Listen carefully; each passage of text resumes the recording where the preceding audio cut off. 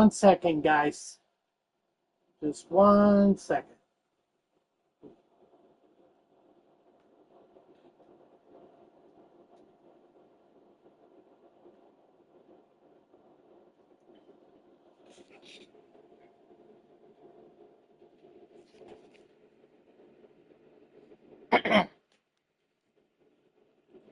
All right, what's up, guys? Welcome to another MLB The Show 25 stream here on Twitch. I'm NextJGGen24, and today we're going to be wrapping up our progress in the Postseason Past Program. So if you guys don't recall from Friday, we started this grind. I wish that I had gotten it done a lot sooner, I wish I would have gotten it done a lot sooner. But unfortunately, I underestimated how much parallel XP I could earn. Mets, I'll address that in a minute. Just give me a minute. I do want to get through this. We don't really have that much left to go over. I mean, we have already so much here that honestly, it's that we could probably just play a full inning game and get this done. So that is the plan. And then after that, it's going to be the September Spotlight program because I've already, as you can see, I've already started on this. And, might as well finish it and then get ready for September Spotlight Drop 4 whenever that drops. So... but the first thing we're going to do real quick, we have the postseason vouchers. So, you got to pick. They give you two. So, one, you're predicting who you think will win the 2025 World Series. And the other one will allow you to predict which league is going to take the World Series. So, I'm going to go ahead and claim that they're both for free. So make sure you go into the shop and you claim them. I'm going to claim mine already.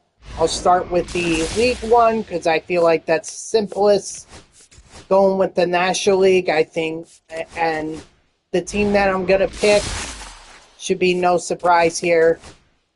I think the Phillies are the strongest team to get this World Series. I think they're the most complete team, and I think they're the ones that are going to make it to the World Series and even win it. So that's who my prediction is.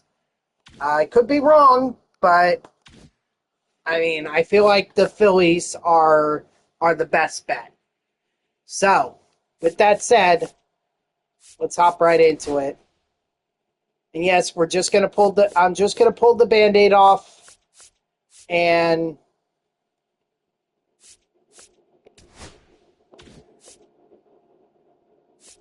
hold on. Yeah, we still need Glavin because I don't think I earned enough XP with Glavin. Right? Hold on. I'll get to the Mets in a second because I have a lot for sure.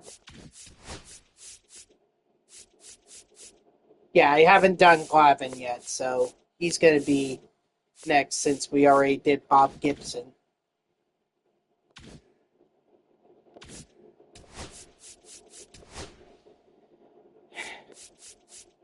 Now, as for the Mets are the best is absolutely right. It is a very sad day if you're a Mets fan. Am I disappointed? Yes, absolutely. It sucks. It sucks knowing the Mets are not going to be in the postseason. I mean, let's start off with the fact that the Reds lost to the Brewers, so all the Mets had to do was beat the Miami Marlins, and they would have been in.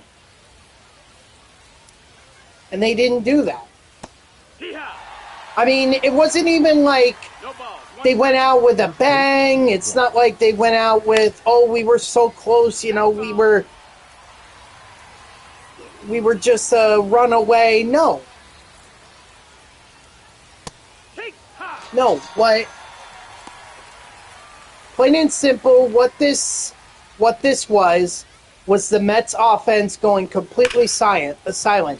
They did not score a single run against the Miami Marlins. They didn't. 0-2.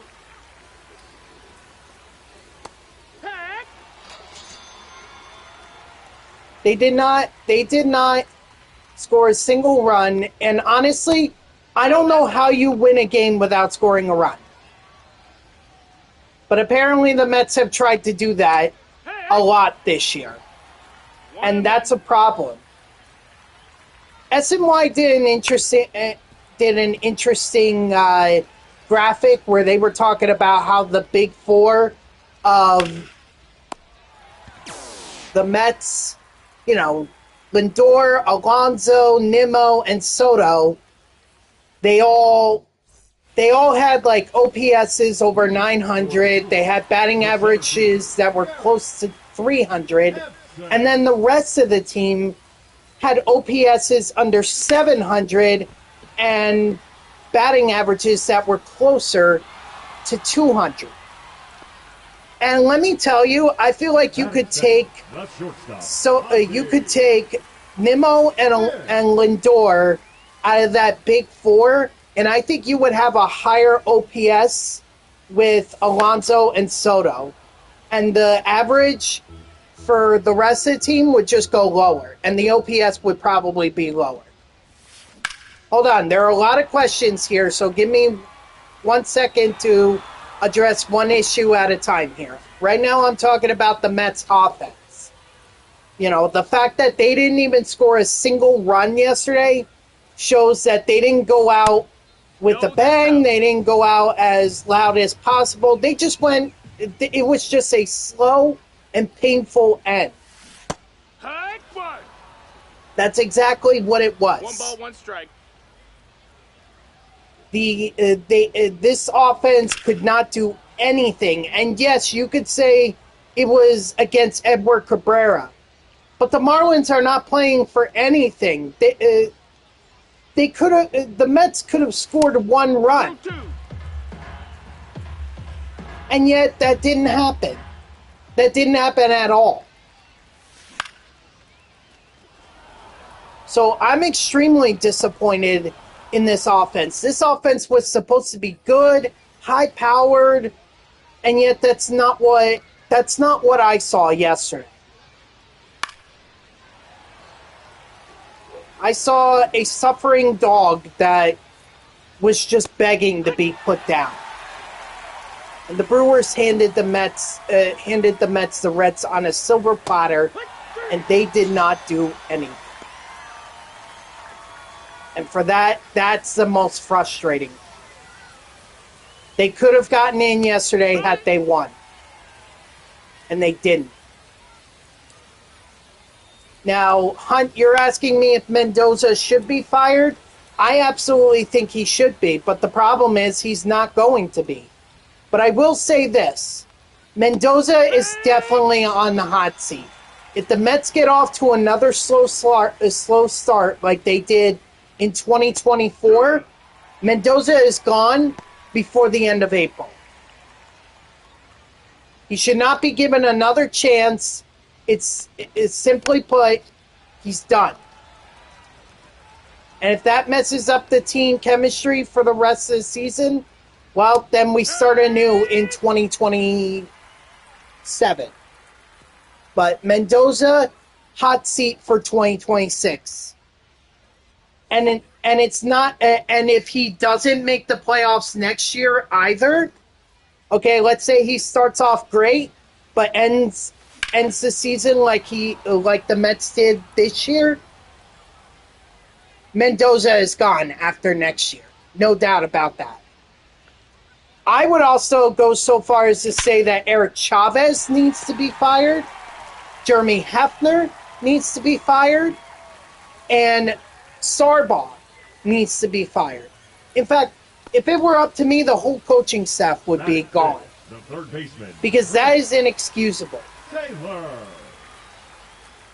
No starting pitching. The bullpen was starting to turn it around, but it was too little too late. And then being shut out. How about the fact that that's not the only instance of the Mets being shut out this year? If you remember the Guardians at the end of, at the end of August, where they were no hit for like 8 1/3 innings against the Guardians, which they're in the postseason now, but at that time they weren't even like favorites to get in the postseason. 2-2. Actually, I think it was the end of July, now that I think about it. July, August, one of those days. Or one of those months. That, to me, was where that should have been the first sign. That should have been the obvious sign that this Mets team was screwed.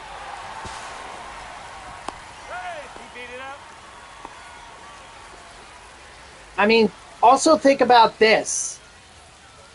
The Mets had the second best record in the National League on June 13th. They were like 48-24, I believe, at that time. SNY did a graphic about it. And then after that, 38-54 or something like that. I don't care if you have the best record in the MLB. You have a second half season like that, you are not going to make the playoffs. And if you do, good luck. Oh my gosh. 5.5 game lead over the Phillies on June 13th, and everything went downhill from there. It's just unbelievable. Listen, Marlins couldn't give a rat's behind about what the Mets were doing. They have no reason to. And why should they or any other team roll over for a playoff team? The way I see it, if you're a playoff team, or if you want to be a playoff team, you better beat teams like the Miami Marlins, like the Washington Nationals, which the Mets didn't do the final weekend series at home. That's yet another sign that this Mets team was not a postseason team. So if anything, I'm more upset and angry and disappointed with the Mets than I am with the Miami Marlins. The Marlins should not roll over for the Mets. The Mets should beat them. And the fact that they didn't just shows you exactly why the Mets are not in the postseason. Plain and simple. Now, Cheater, you were talking about Alonso. The reality is that the Mets need Alonso to come back. Because if they don't have any protection for Soto, then they're not going to be good next year. So they have to bring back Alonso.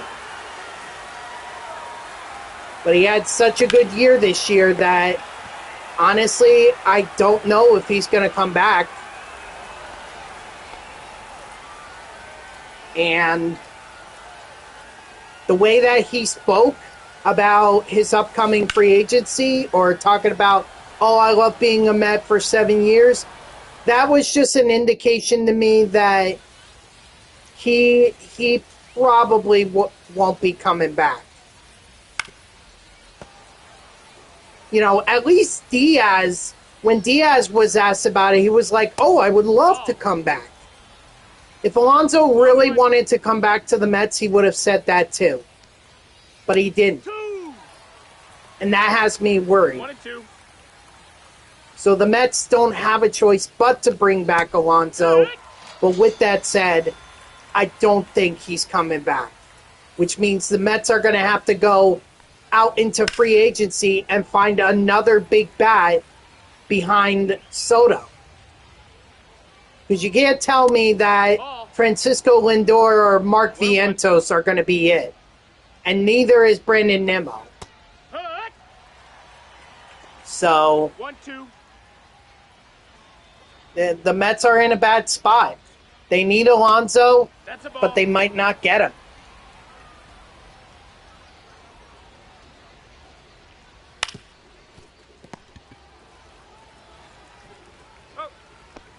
And honestly, I don't know who you could possibly get that could fill in for Alonso. I don't know if he's going to the Brewers. I've heard the Yankees. I've heard the Phillies, although Harper, that might not be a really good choice.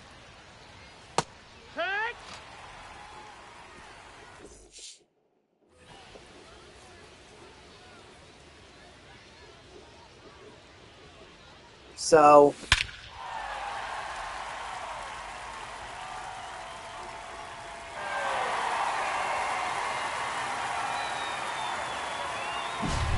I guess we'll see what happens with Alonso, but at least for the first month or for the next month, we're not going to know because they're not going to do any free agency signings until after the World Series is done.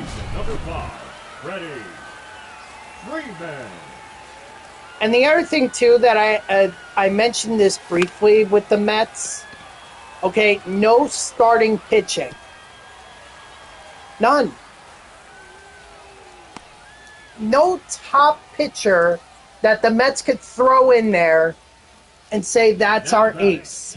McClain, he showed glimpses of it, but I'm not ready to give him ace yet. Senga, he was never an ace. Manaea, same thing. Peterson, same thing.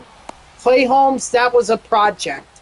And quite honestly, I wouldn't bring Clay Holmes back. I wouldn't. I would just tell him, hit the road. Hit the road. We got plenty. We could go find other. We could bring up one of our prospects. We could keep Jonah Tong or Brendan Sproat up at the major league level, and they'll probably get more innings, or they'll be more effective than Clay Holmes is. I do not want to spend another year trying to make Clay Holmes a starting pitcher. If some other team wants to take a waiver on him and try that, be my guest. But I think the Mets need to move on.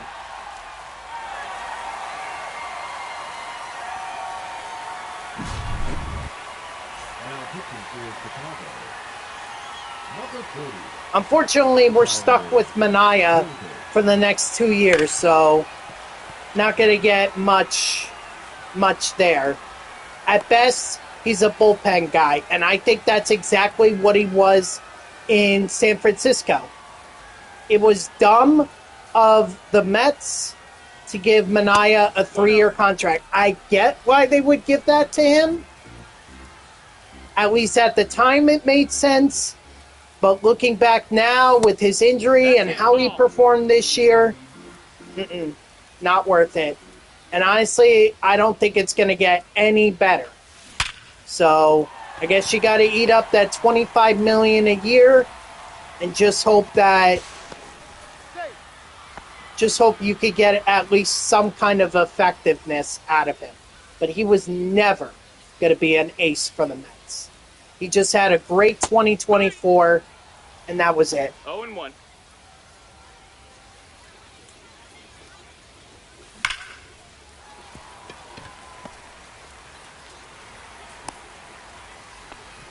And I think the biggest issue they need to address is David Stearns. That's my biggest issue. This is a guy who has proven time and time and time again that he cannot be a general manager. He cannot. I just gave you some examples. $25 million a year for 3 years to Sean Manaea. How about signing Jesse Winker, and now Winker is done? He needs to go. Making the trades at the trade deadline for Helsley, for Mullins, for Rogers, for Soto, Gregory. Great job, Stearns. Because Cedric Mullins was clearly our answer in center field. Not the guy that we had in center field in the minors, but you didn't want to bring him up, so you traded him off to San Francisco. And he was actually part of the Giants nearly in their late season push for the wild card.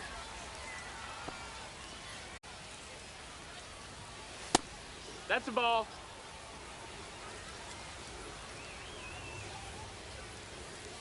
But sure, let's trade him away for Tyler Rogers.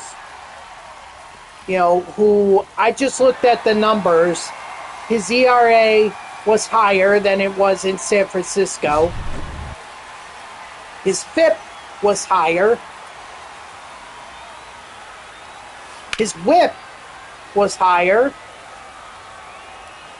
Basically, Rogers is a guy who cannot... when runners are on base, he cannot be effective. He's not a clutch pitcher. I get that. But you're a reliever. So he's another guy I wouldn't bring back, honestly. I'd let him walk in free agency. Him, Helsley.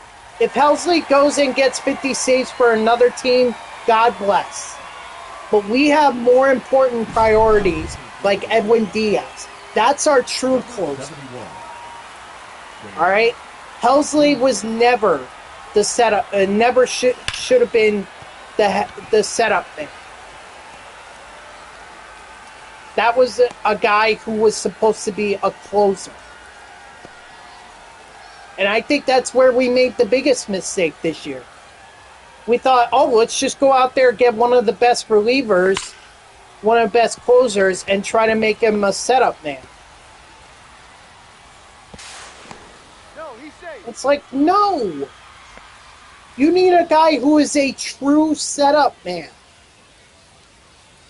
You would have thought we would have learned this lesson with David Robertson. But no, we didn't.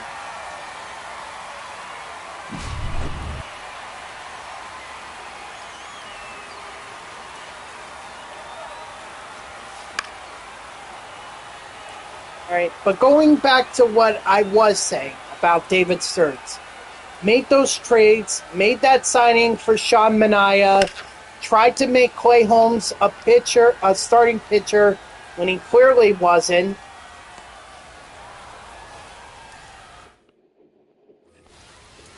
Yeah, I was playing franchise earlier and over the weekend. That's about it. But Steve Cohen needs to go to David Stearns, and he needs to say, "You are not the general manager. You are the president of baseball operations. I am going to hire myself a real general manager." 1 ball, 2 strikes. Okay? And honestly, if they can't find anyone good, promote from within. What about Carlos Beltran? Beltran was an assistant GM before Stearns got in. Let Beltran be the general manager. He has front office experience. Plus, he worked a lot with the young guys. He was in charge of... I don't know if I want to say he was in charge of player development, but I do know that he had a big say in terms of who was called up and who was sent down. And I feel like that's enough for me to see him as a GM. Is he going to be effective? I don't know. But I hope at the least he's more effective than what David Stearns is. Cohen needs to take the general manager duties away from Stearns, the roster building duties from Stearns, and give it to someone who is going to be able to focus on it more and not make dumb decisions. And the first thing that manager needs to do is to get deals with Alonso and Diaz. And if you want to take a waiver on Griffin Canning, I mean, it's going to be a while before he comes back from his injury. But if you want to take a waiver 1 year, another prove-it deal. I mean, he wasn't bad for the Mets when he was pitching. He was actually very solid for them. The designated Honestly, hitter, he number was... 34, He could have been a solid, a reliable pitcher for them. Then maybe we wouldn't have gotten One Sproat ball, no or strikes. Tongue.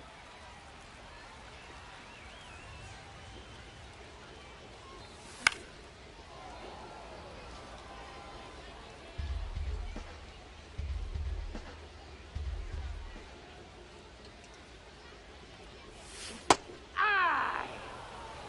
So 1 and 2's the count.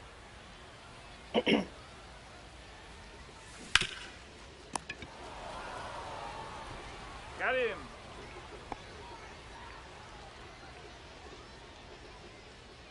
now I lost my trail of thought.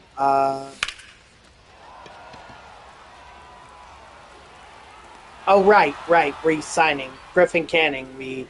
I think it's low risk, but everyone else that is set to become a free agent for the Mets. I mean, maybe you should bring back Torrens. You need some defense, and that's what Torrens is. So if you want to bring Torrens back, I would not be opposed to that. But he's a defensive catcher. Okay? That's the only reason you bring him back.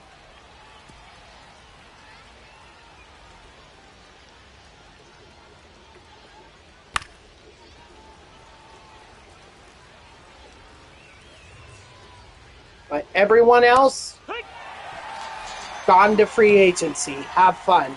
Good luck.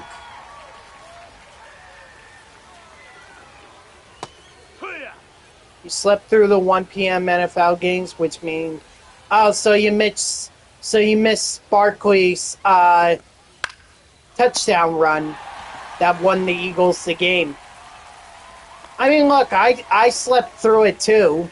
I wish I had slept through the Mets, but that would have meant that I would have been late for work. So couldn't really sleep through the Mets. 0 and 2. Ow. I wish I could also sleep through the Jets tonight.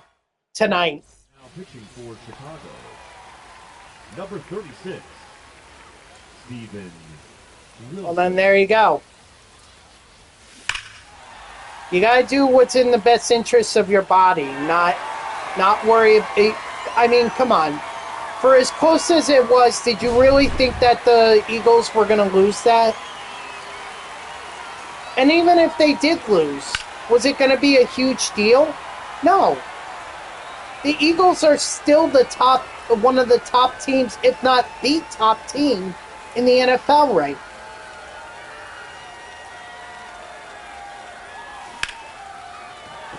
Anyone who says otherwise is either a hater or they really don't know football.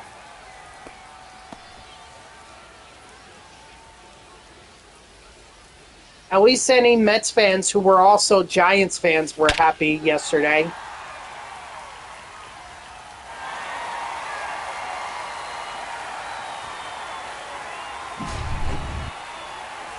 pitching for Chicago, number 61, Mike. You know, with their win, with the Giants' win over the Chargers.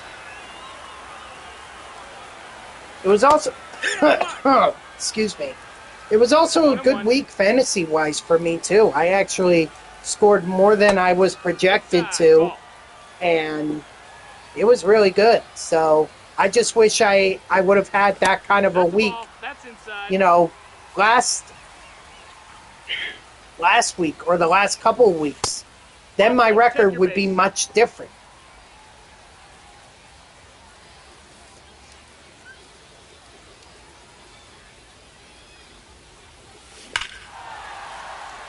Attaboy, Taylor.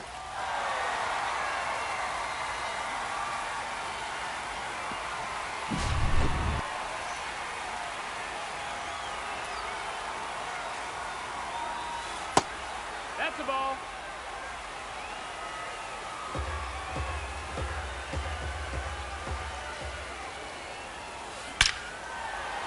Nice, Rosario.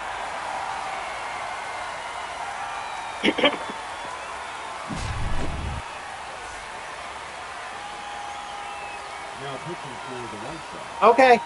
All right. Number 60. Yeah, because I want to finish up the postseason pass program in this game. I mean, I don't think there's any reason I shouldn't, unless nobody wants to hit home runs. But Chris Taylor already did that. Eddie Rosario's been doing it. You know, I'm confident I'm going to get the parallel XP with Glavin, for sure. Is it with or against? A 1v1 or a co-op? Hey! No balls, 2 strikes.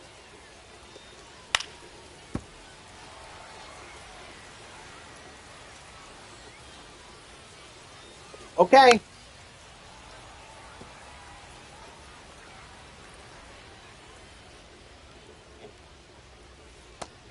One and 2.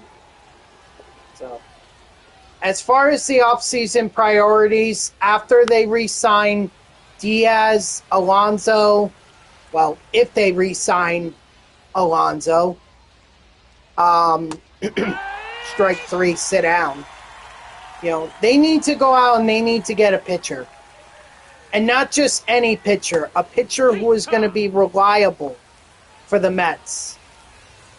All right, someone that they can call their ace. Ball.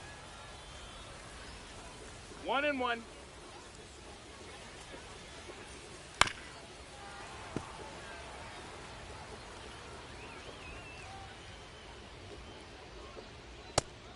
Strike 3, sit down. Suarez. So we're gonna get the scraps from Philly. I don't think so. That's Ranger had a good year. I just don't think he's the ace. That's the problem.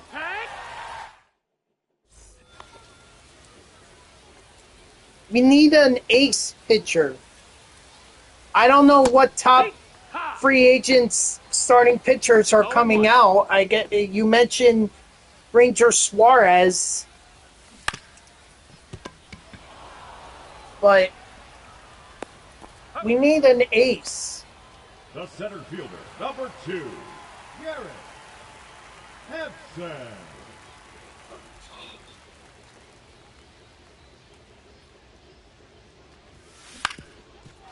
Yeah, not interested in Gosman. That's it out.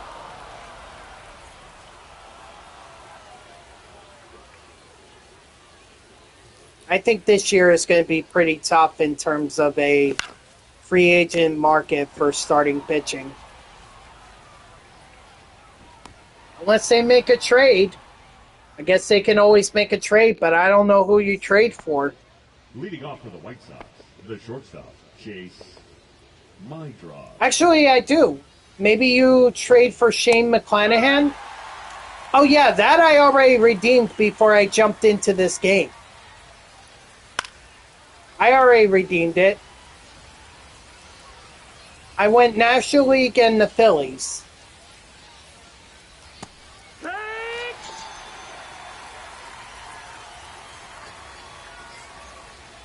And if I'm wrong, I'm wrong.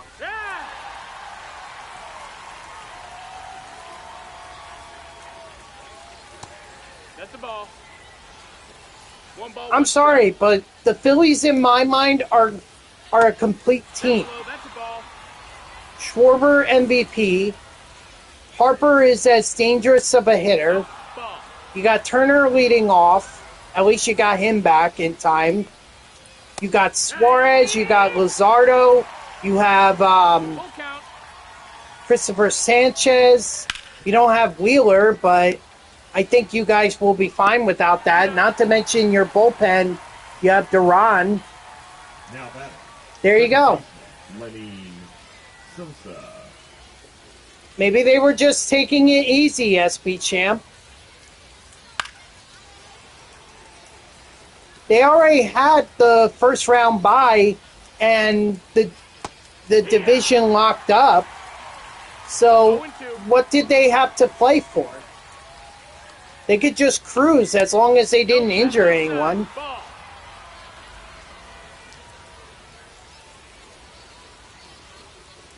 Hike.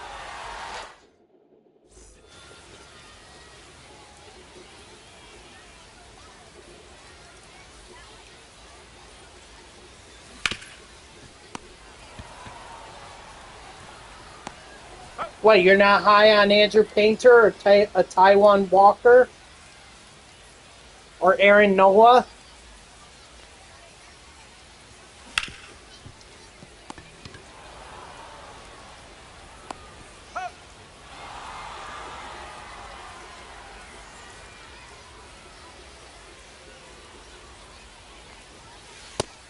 One zero.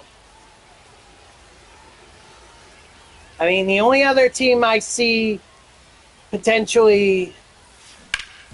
No, I know about Noah. Walker, I can tell you, has not been great. Or I know that for a fact. Leading off for the White Sox, the left fielder, number 23, Andrew. Yeah, but at least you got it for the first round.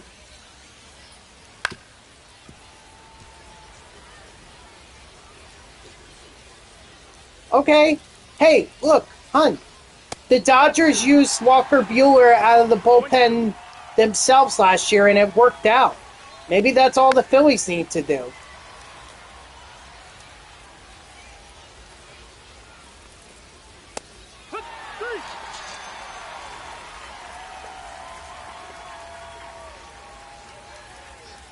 Or no, wait, didn't they?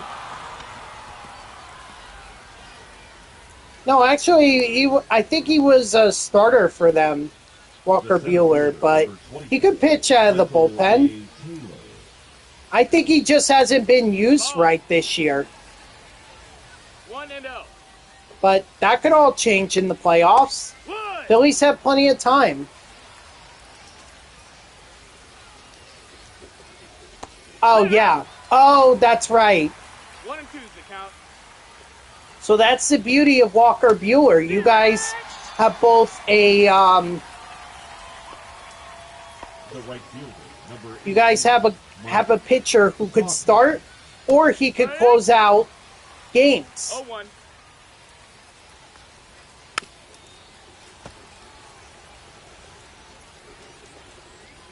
I mean, Brewers could still make a run. You know, don't sleep on the Dodgers. And who knows what'll happen with one of these postseason teams. The Cubs, the Padres, the Reds. You never know. I mean, no one expected the Mets to go on the run that they did. Number 49, Jordan Leisure.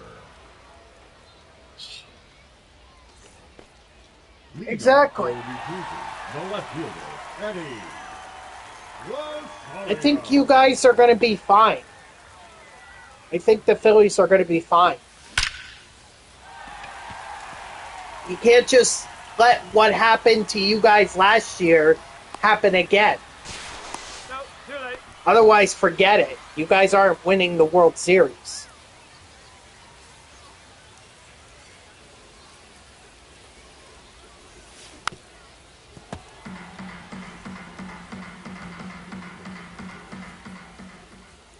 Now, on the American League side, you have the Yankees, you have the Blue Jays, you have the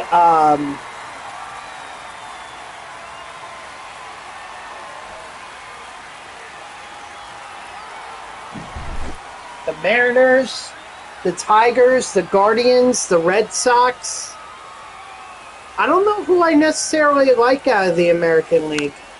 I mean, if the playoffs had started like a month ago, I would have said the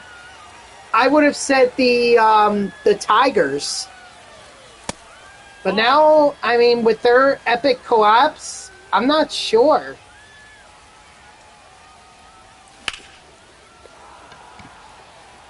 Well, I shouldn't be talking about epic collapse. It was a near collapse. The Mets were an epic collapse.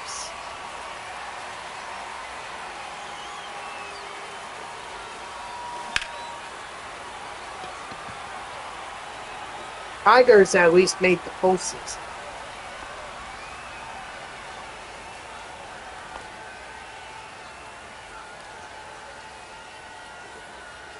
The Mariners definitely have the pitching. I just wonder if they can get more offense from everyone, or they could get offense from everyone else and not just rely on Cal Raleigh. Because I will tell you that home runs are going to be a premium in the postseason. The ball will not fly as much now that the weather is getting cooler. So I don't know if I think that's gonna hurt the Mariners a little bit. If they could get offense from everyone else, then they can definitely make a run at the World Series. But if they can't, then that MVP season that Cal Raleigh just had, all for naught. That's my biggest concern. You know, can they have someone else step up alongside Raleigh to give them a 1-2 punch? Or are we just is it just the Cal Raleigh team?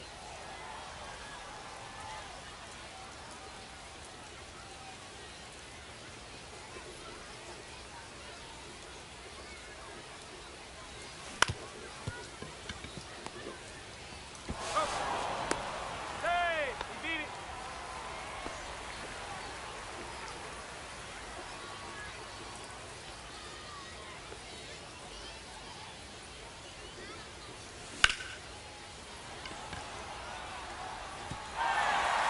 Attaboy Bautista.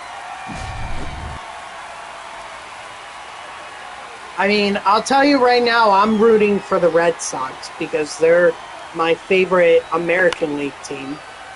Actually, all my favorite American League teams made it. The Red Sox, the Guardians, and the Mariners. So, at least I have something to look at, you know, in terms of the American League. But I'm not going to be all rah-rah, go Red Sox or anything like that. It's going to be more like, oh, great. You know, if they make a postseason run, great. If not, all right, whatever. At least they got there.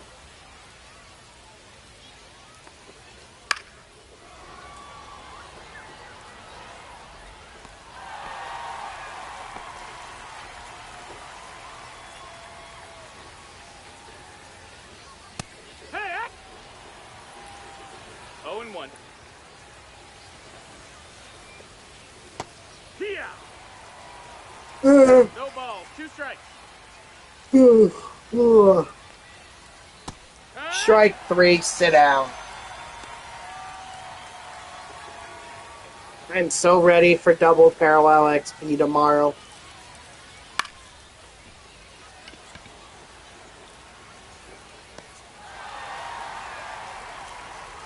Alright, great job, Glavin. Oh, wait. Oh, shoot.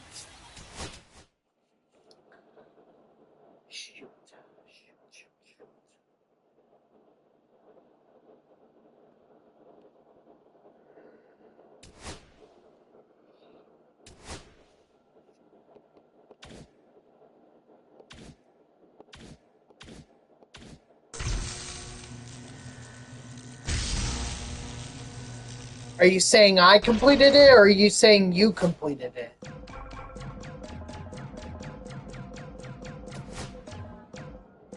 I probably did complete it, it's just...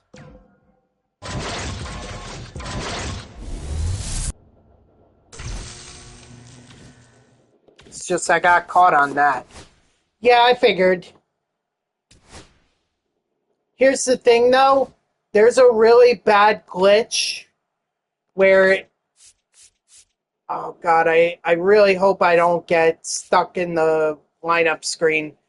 Alright, bear with me if I get caught in the lineup screen. Just bear with me.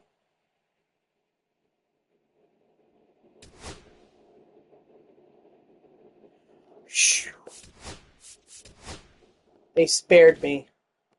Thank goodness. I'm glad I was spared. Yeah, that's why as soon as I said, "Oh shoot," you know, as soon as I came out of the game, I realized that if we were to play our game, I needed to change my lineup, which I just did, but it might mean that I have to give up or I might get frozen on the lineup screen. So, do you want me to set it up or do you want to set it up?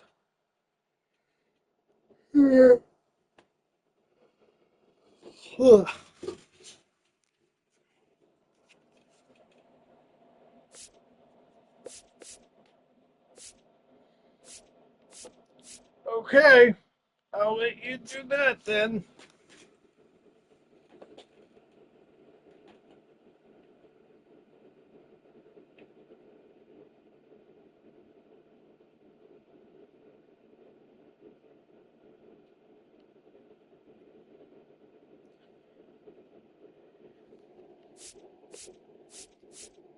Yep.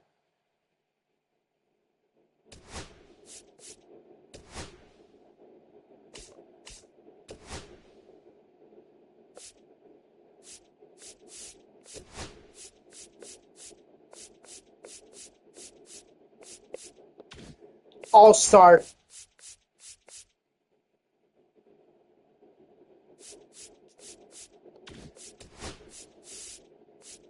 Ooh, there's not as many moments here. There's only 7, so that's 21, which means I would need to get to 29 in order to complete the September Spotlight Drop 3 program.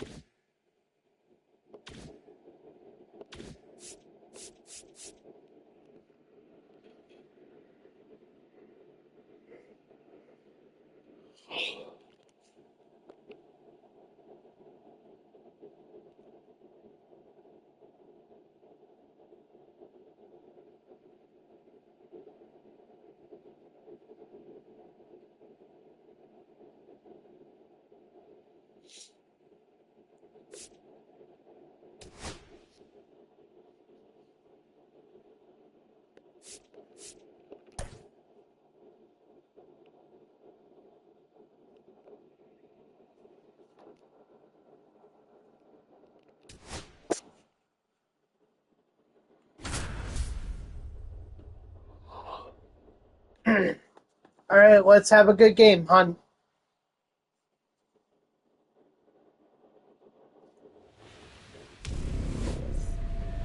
Well, you gotta do it.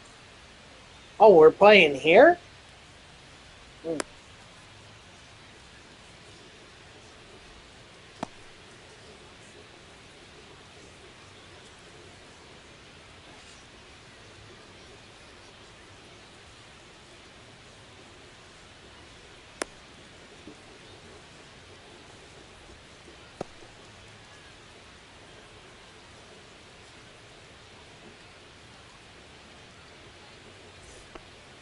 Leading off for the Wolves, the right fielder, Curtis Granderson.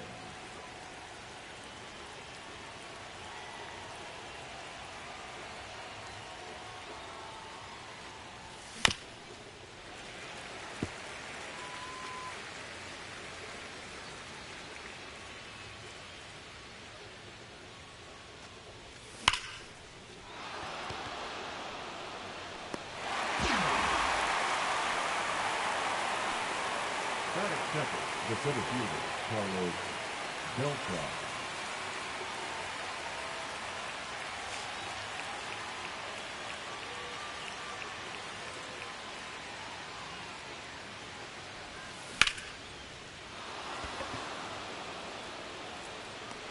Dang, I thought that was gonna get over your player's head for a second. The first baseman, Pete Alonso.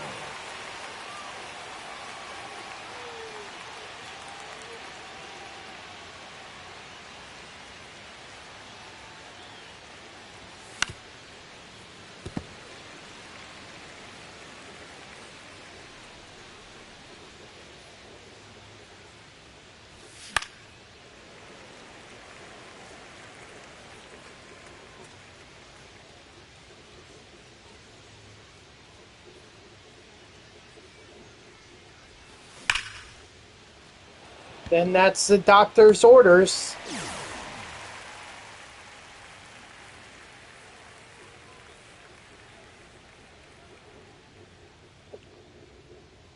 Yeah, I'm just getting unlucky. But it is what it is.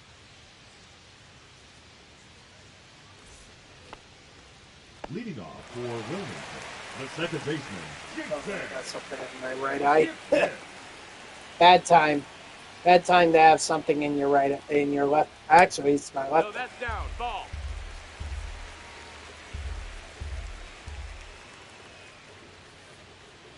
Here.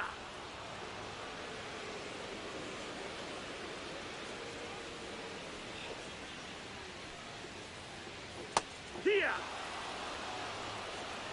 1 and 2's the count. That's inside. Ball.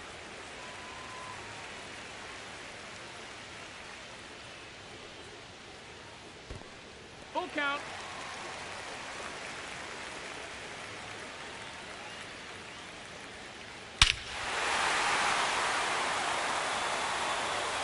Three hard hit balls for me, and they're all flyouts. But one hard hit ball for you, and it's gone. I mean, I'm not mad. It was a perfect, so it absolutely should have been gone. That's the ball. 1-0.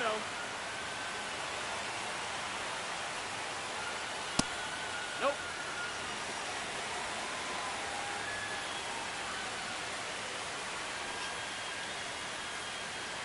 Tag one. 2-1. 3-1.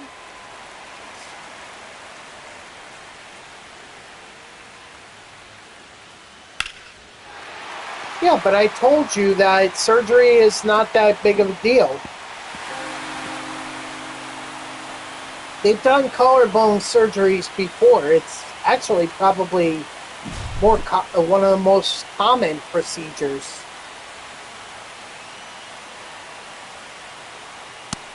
Ball. You clearly have something figured out with this stadium more than I do. I hardly ever play in this stadium.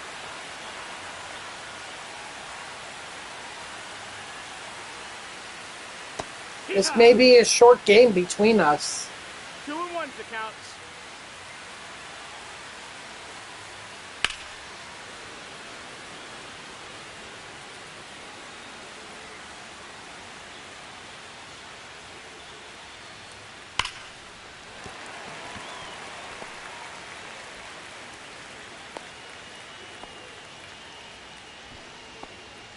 Batting fourth, the center fielder, Mike Brown.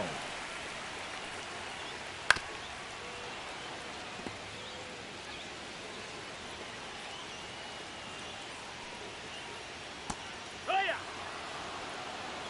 No balls, 2 strikes. Strike 3, sit down.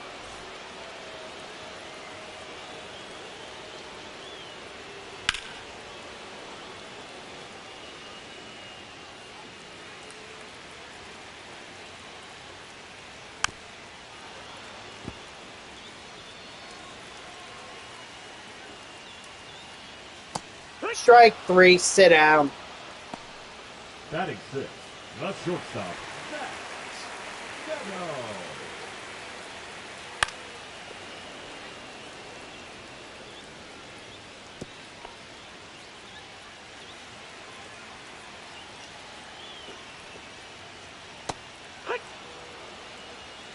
No balls, 2 strikes.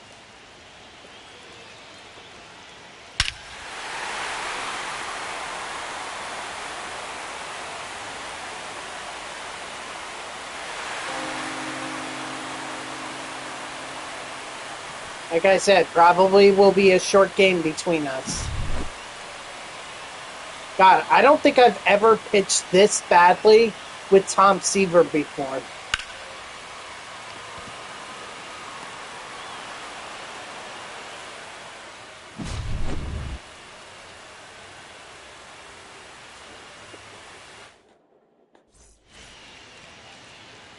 off for New Jersey, the designated hitter, Mark Vientos.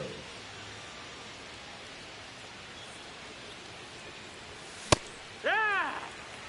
Yeah, behind Bob Melvin of the Giants. Yep.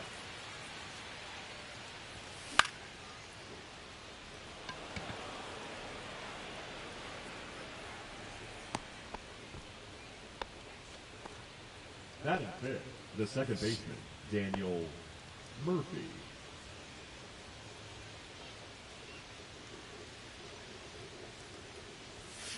Hey! It's 0-1.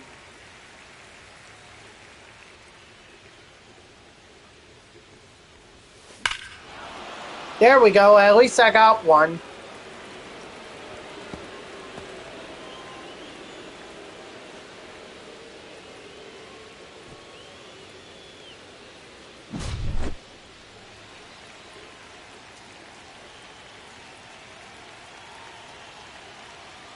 I mean, if you're going to try and throw pitches down the middle, I would definitely go with fastball.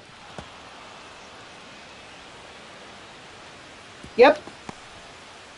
Although, maybe more will come out when the... The catcher, number 4, Francisco Alvarez. What's up, Peach?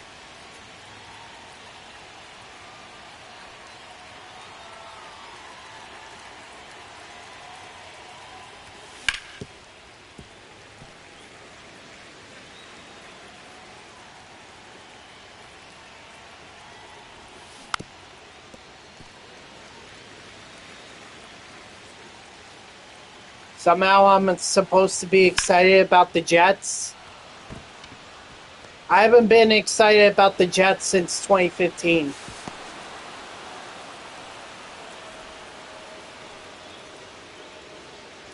Batting eighth, the left fielder, number 22. They could, Soto. but it's in Miami, and they haven't won a game in Miami in years. It's the most uninteresting Monday Night Football game there will be this season.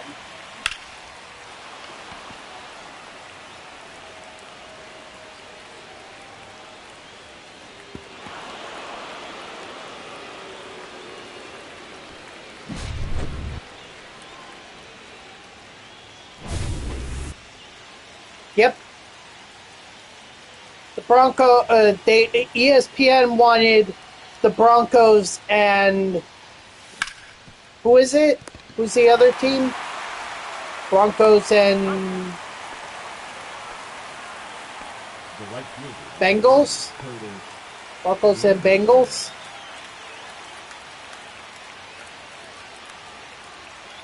So Bo Nix is saving ESPN tonight.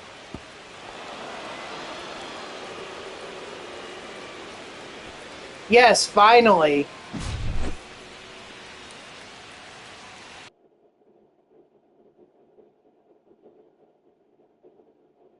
Yes, I was happy with him fantasy-wise.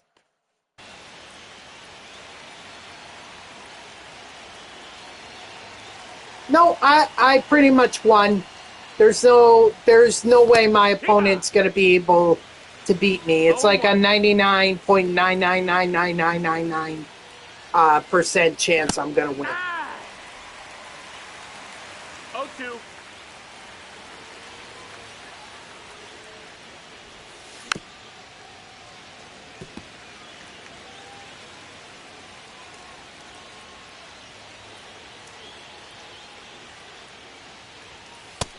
No, that's out.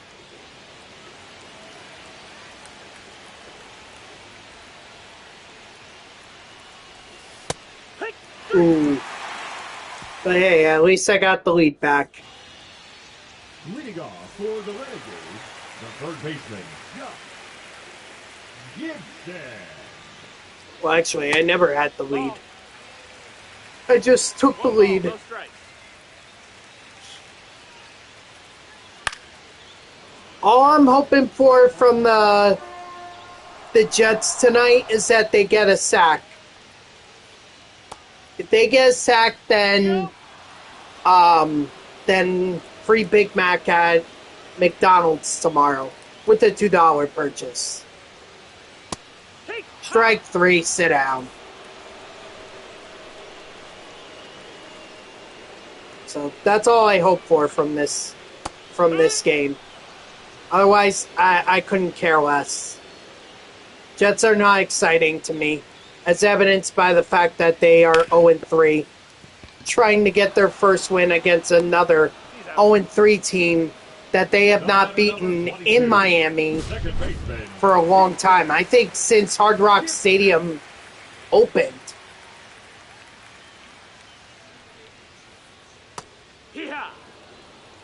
Coulda, woulda, shoulda, but they ain't.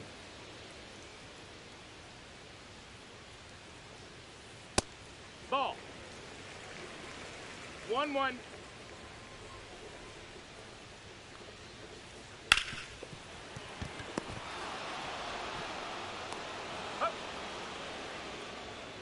Daniel Murphy making some plays out at second.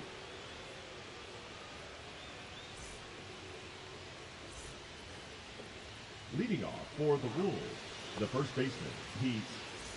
You should have had at least one base hit in that inning.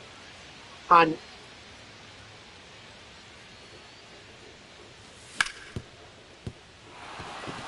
mean, come on. If I could get base hits on hits like that, then you should have definitely had a base hit in the last inning. Now batting, designated hitter, Mark Vientos.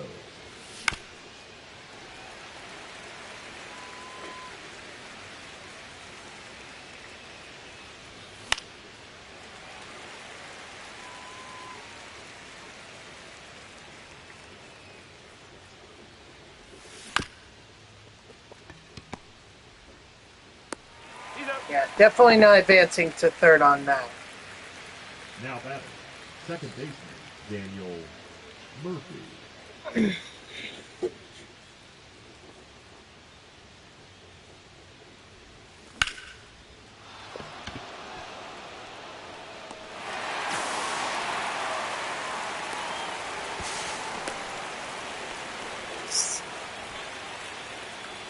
The third baseman, number 5, David Wright.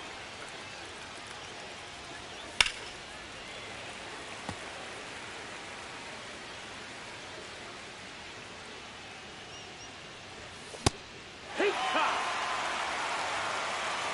0-2. Wow.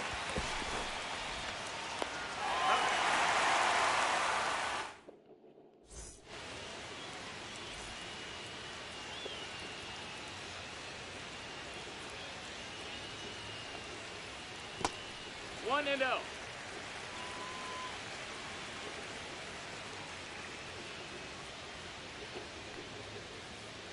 Hey!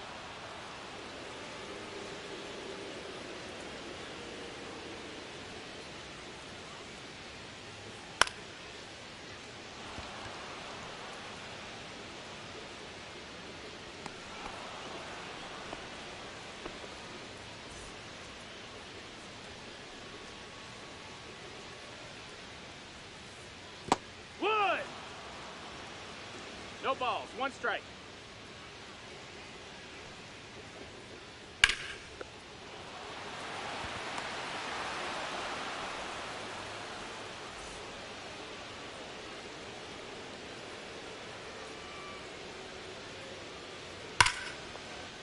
Oh boy.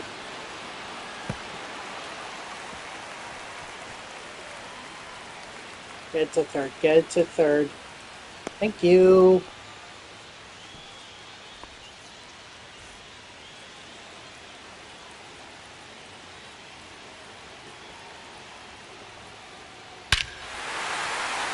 Golf swing. Gone. I'm surprised that didn't go to the next town. That is so stupid. Like, if the college game doesn't end on a tie, why should the NFL end on a tie? Like, that's ridiculous to me. And you're talking about a late game. If it were like 7, 8 o'clock, I would understand. But you're talking about 11 o'clock. You're talking about a game that ends at 11.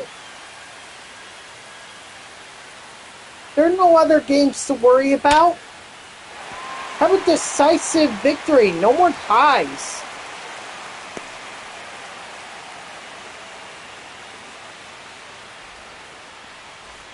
Now batting, third baseman, Gibson. I didn't think we were supposed to have ties in the NFL.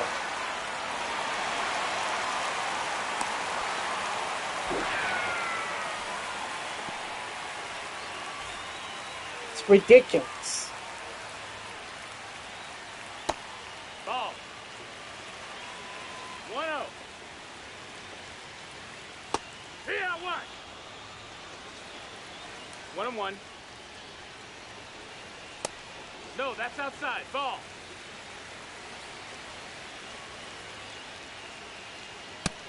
Ball. Yeah, something like that, because I do remember it. Like, ties in the preseason, I can understand, but we're talking about the regular season. There should be no ties here. That's the ball. What if that screws the Packers or the Cowboys in terms of a playoff spot?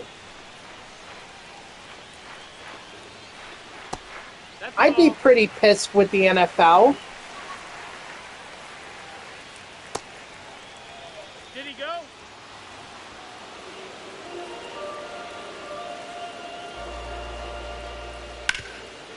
That's a foul ball.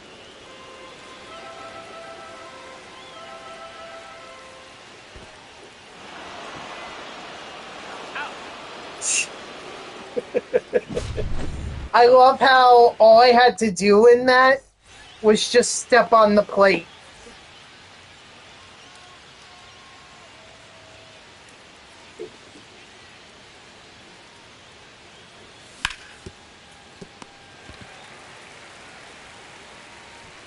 That's an F. Now batting, the left fielder, Juan Soto.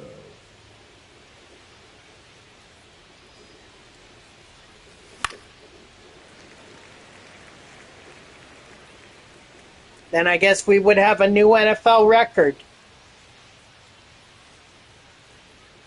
And plus, the teams would tire, so at some point, a team's gonna win. 1-1.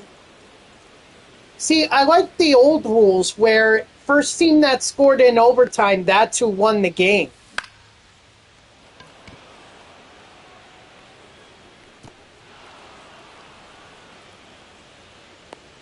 I like those rules. The batter, the shortstop, Francisco Lindor. If you lost, you lost.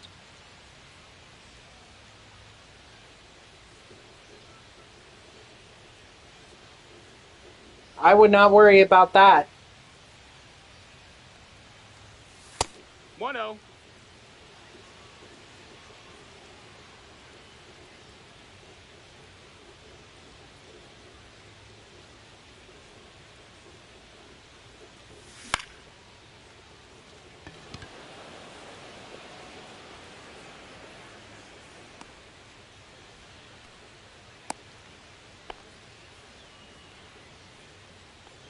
Now batting, right fielder, Curtis Granderson.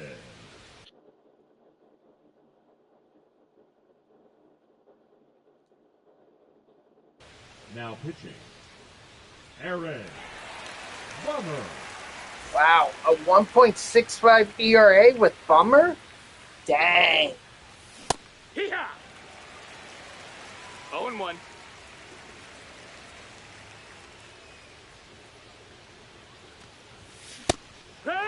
How is it that I tried to clean my glasses and somehow I just made them even worse? Hee-haw.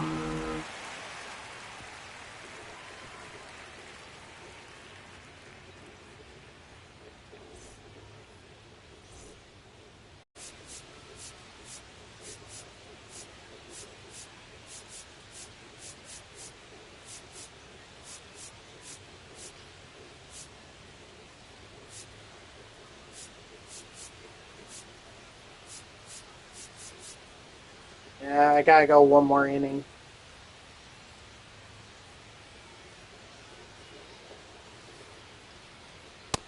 No, that's out.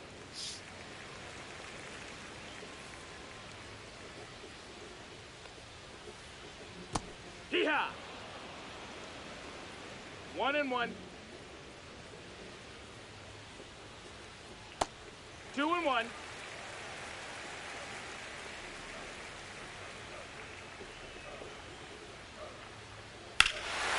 What the?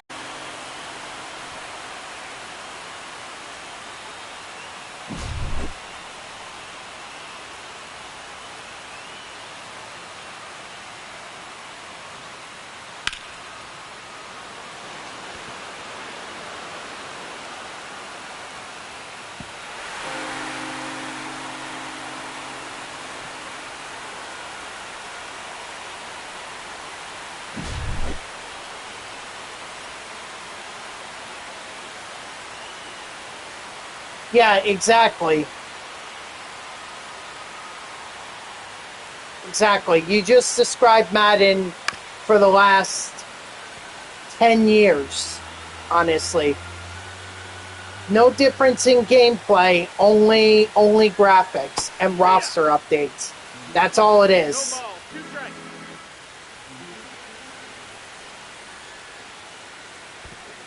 One ball, 2 strikes.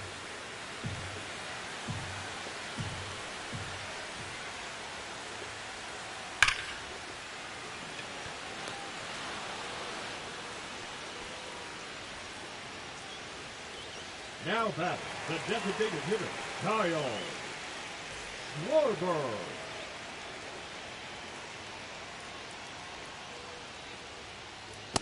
One ball, no strikes.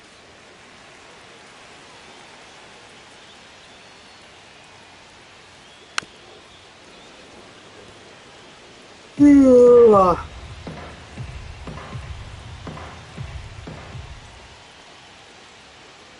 Hee-haw! 1 and 2's the count.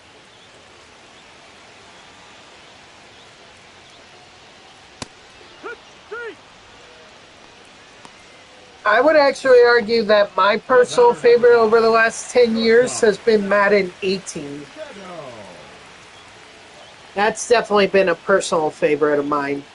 Or was it Madden 17? Whichever one had Gronk on the cover, that was my personal favorite. 0-1. Because the Jets playbook was actually usable. Drag 2.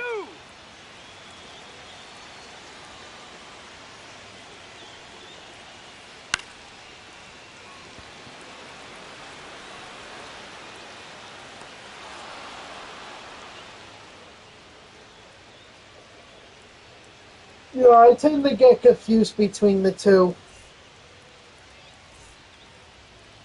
Leading off for New Jersey. It was actually one of the very few times in Madden that I've actually beaten my friend in franchise and in 0-1. we did draft champions back then. Drag 2. I beat him with Mark Sanchez as my quarterback. That was crazy. I was laughing my butt off with that. 1-2. Every time I talk to him, I'm like, oh, should I put in Mark Sanchez? Gets him a little riled up. And then I ask him if he wants to put in, if he wants to use James Conner as his running back. And that's a throwback to Madden 12 when he and I faced off against each other in Ultimate Team 9s. And he decided to run the football because he was up on me. 0-2. And I hit stick him, forcing Connor to fumble the ball. And Haloti Nada picked up the football for me. And despite being pursued by Larry Fitzgerald, 99 Larry Fitzgerald, Haloti Nada took the ball all the way back to the end zone for a touchdown, and I won the game. Oh, he was so mad over that. Oh my god, it was comical. I wish I was recording it Daniel Murphy.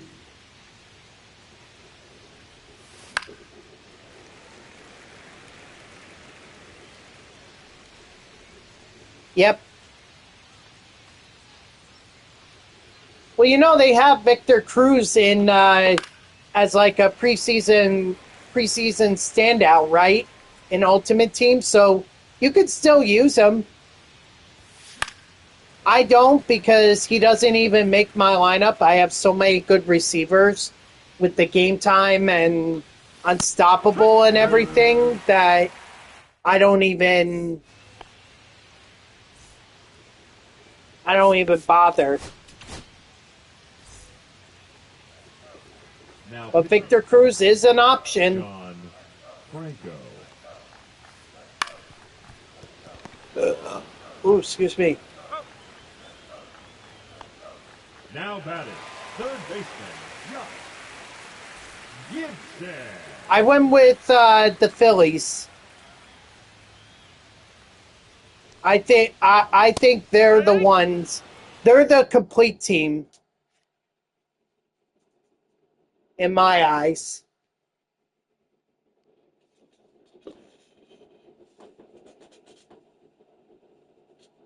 Yep. Yep, he throws a screwball.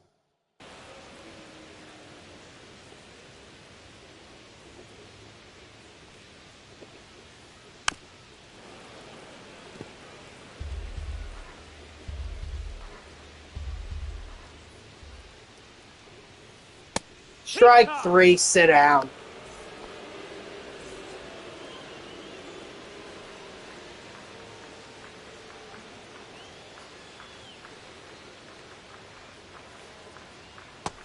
No, that's down. Ball.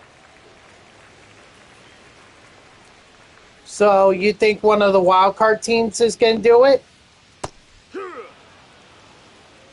Okay. Look, I could be wrong. I mean, don't underestimate the Brewers. Ball. And the Dodgers are the defending World Series champs, so you can't count them out. Front 2. 2-2.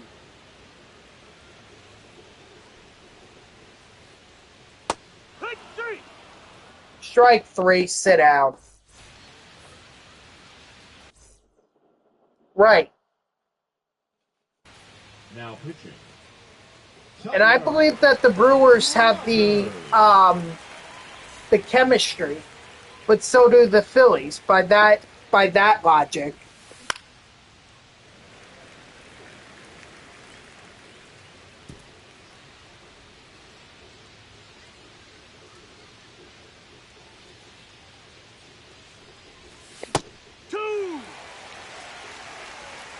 They might be, but the chemistry is there, and plus they have the best record in the National League for a reason.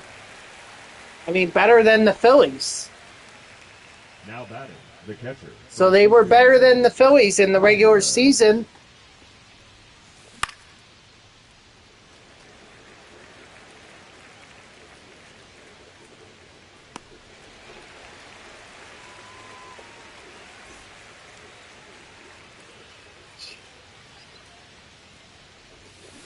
Hurt. 0-1.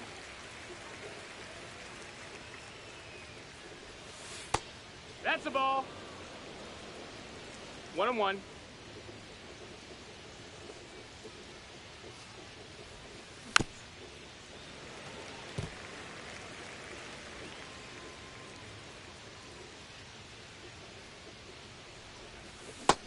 D-Ray! Yes. Yep. I'm just playing a 1v1 against Hunt, and then I'll focus on the September Spotlight Drop 3 program. For Wilmington, the second baseman, Jason Gibson.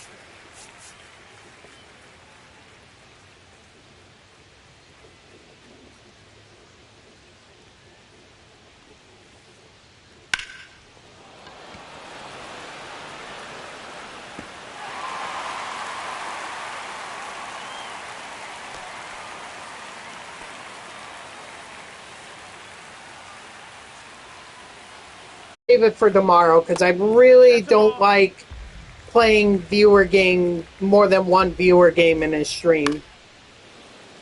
It really takes away from my progress of stuff that I'm trying to complete. So can we just save it for tomorrow? That missed. That's a ball. 2 balls, 1 strike. 3-1.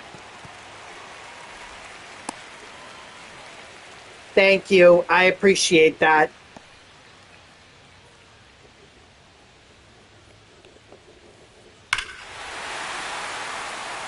Oh boy.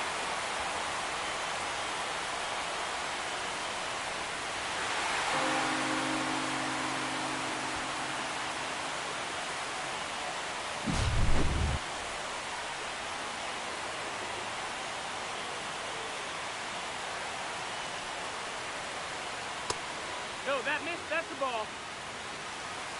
1-0.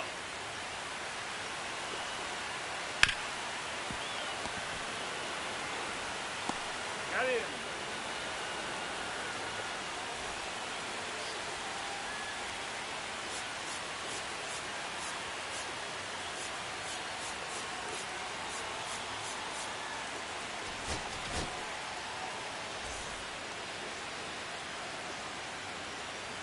Now pitching.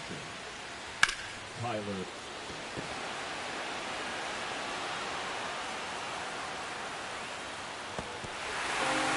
Well, I probably wasn't going to get it anyway.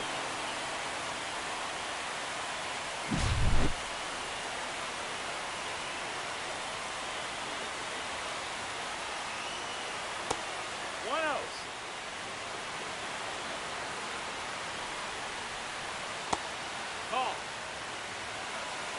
2-0.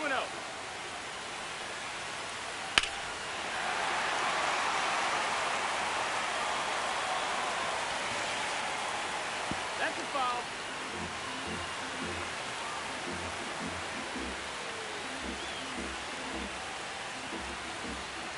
Yeah, he's Hunt is really playing well, and also we're playing at a created stadium where the balls are flying. This is George M. Steinbrenner Field. I'm sure if we played in like Costco headquarters or La Graza, I mean, our score would be much higher. Got a full count. But we either play in City Field or at Marlins Park. Or I'm sorry, it's not Marlins Park anymore. It's was it? The batter number 9. Shortstop. Zach. Dang, why am I blanking on the baseball stadium name for Marlins? I should know it. The Mets played in it yesterday. Lone Depot Park. Thank you. I knew it was sponsored. I just forgot who it The was. shortstop, Francisco Lindor.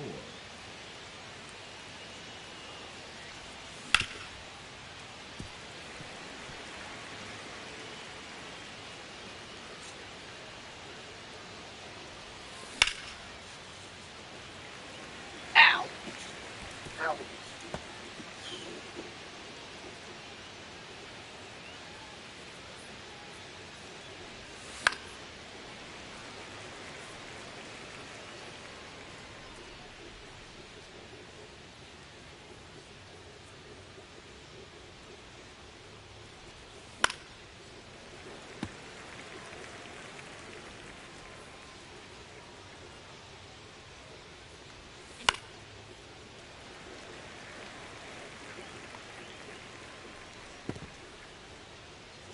No, I agree.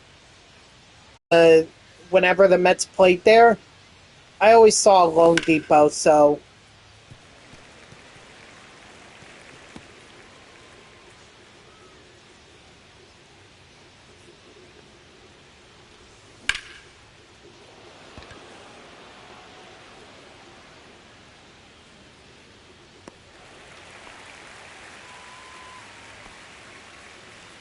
Now batting. ugh.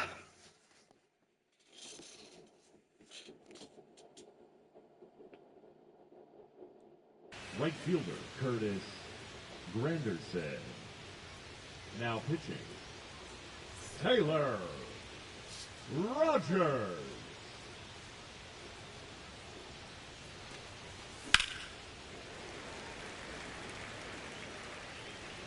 Dang.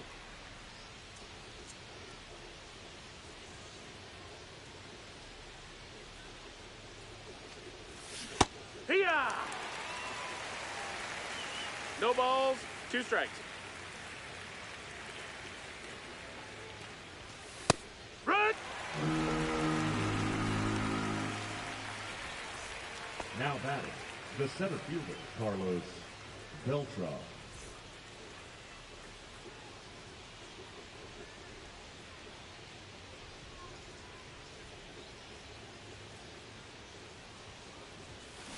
Hack!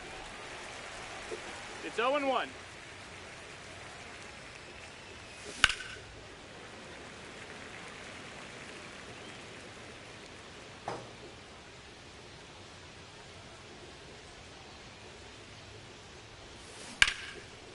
Haven't they had like a tough schedule? Like they just went up against the Chiefs. That's pretty tough. Now And the batting, Eagles. first baseman, Pete Alonso.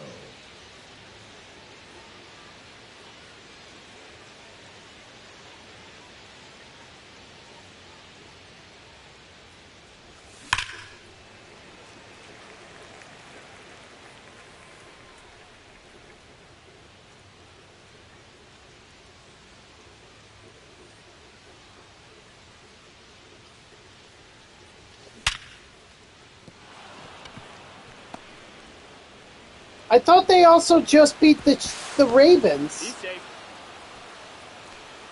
Now batting, the designated hitter, Mark. Or am I thinking of the first week?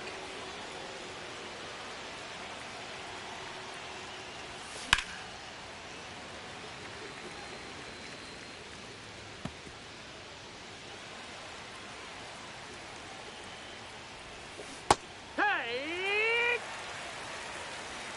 0-2.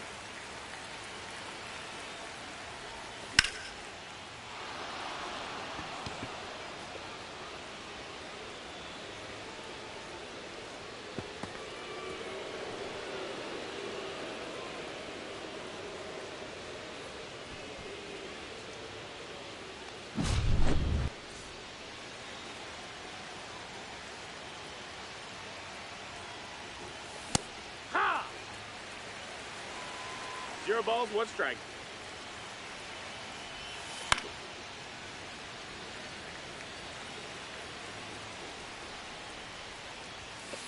Run!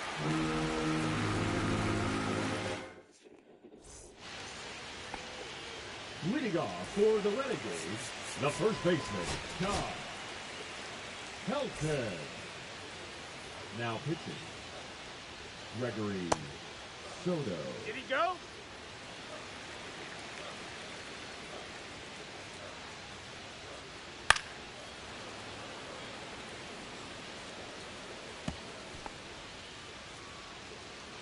All right, come on.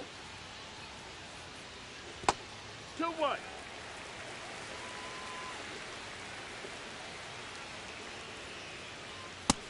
Ball, outside.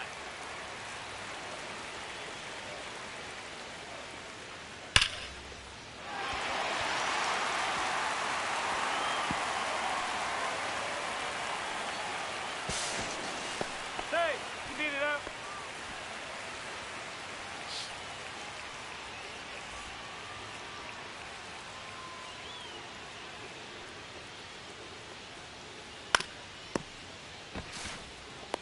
He's out. The right fielder, number 14, Curtis Granderson. Hiya! Not even where I wanted it to be, but I'll take it. It was a strike, so 2. 0-2. strike 3, sit down. The batter, number 22, second baseman, Jason Kipnis. Hee-haw! No balls, one strike.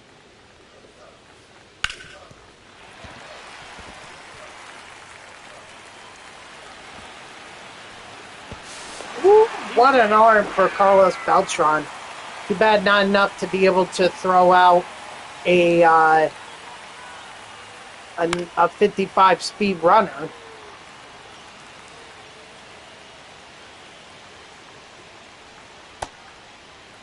What you got?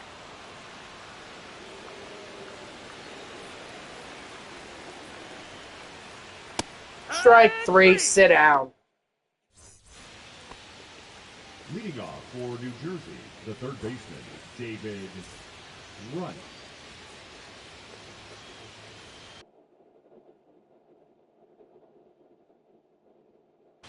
Now pitching, Mason Miller.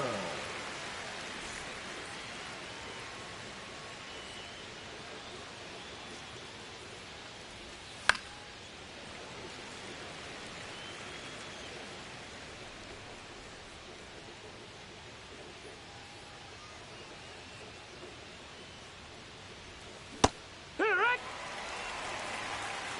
0-2.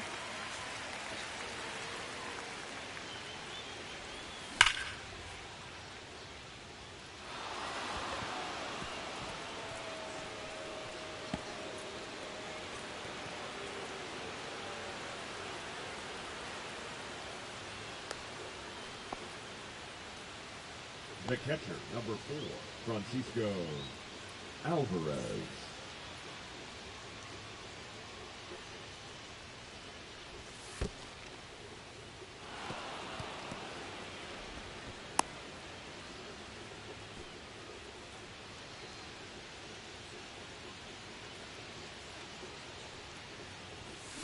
Hey! One ball, one strike.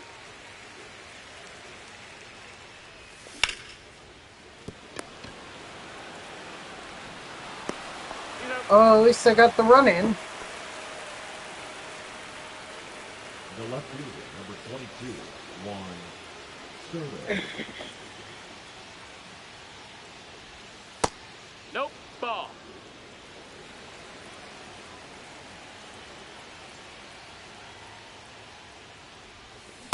Hoo-yah! 1-1.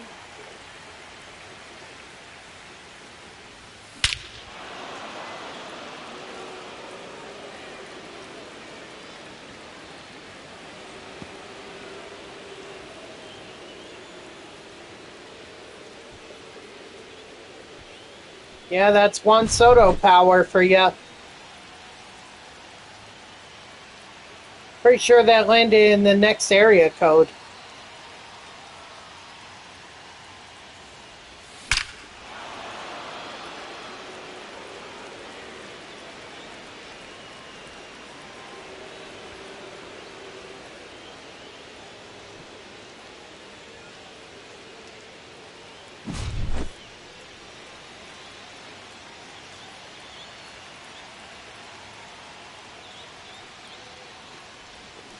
Yeah! 0-1. Ball. 1-1.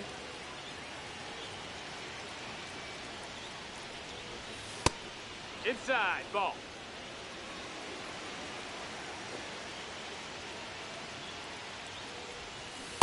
And 2. 2-2's the count.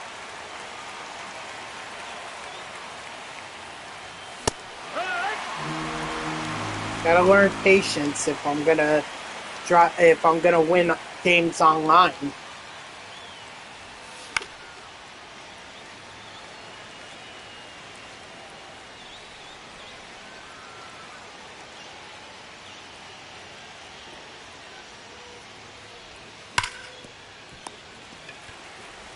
Wow. Oh well.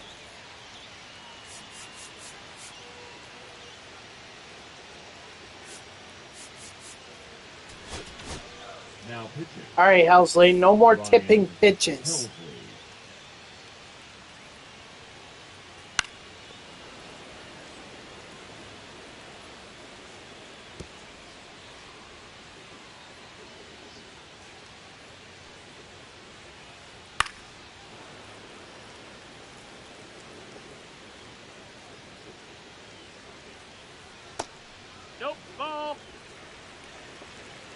1-2. Strike 3, sit down.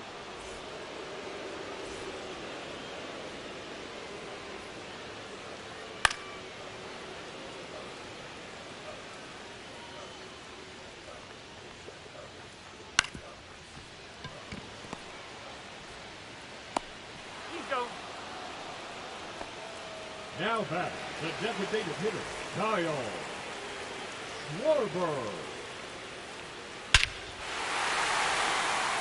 Helsley, I told you no more tipping pitches.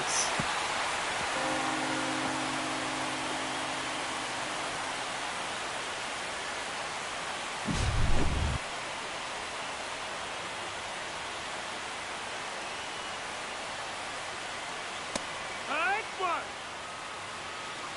0-1.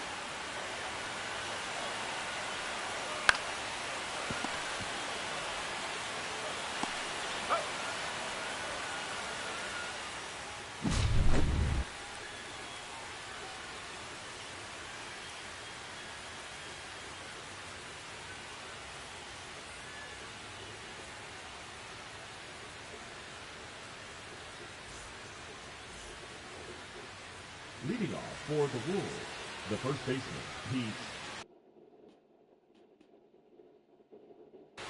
Alonso. Now pitching, John Shanghai.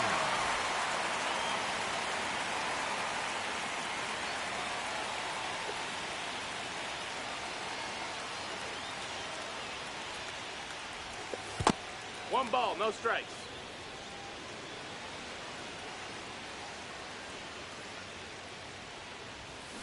Yeehaw! I tried to hold up. 1-1.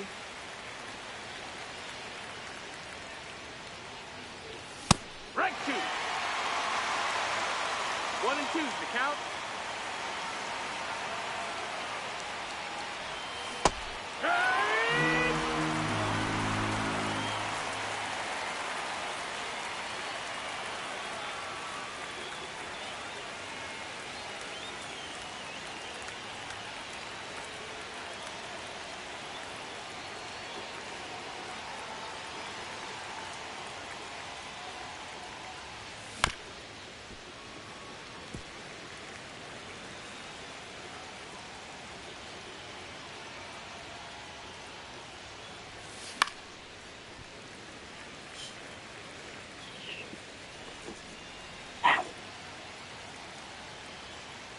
Now I need to focus. Ball.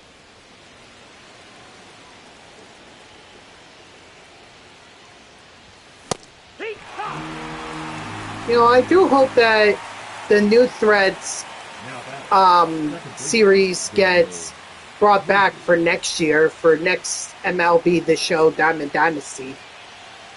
I think it was a great concept.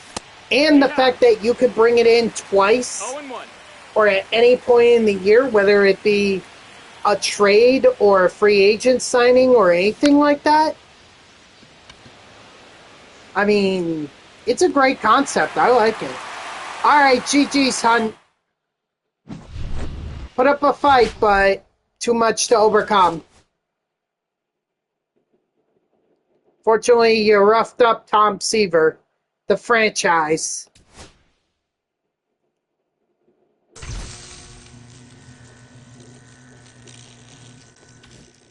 I mean, the Mets have to re-sign him.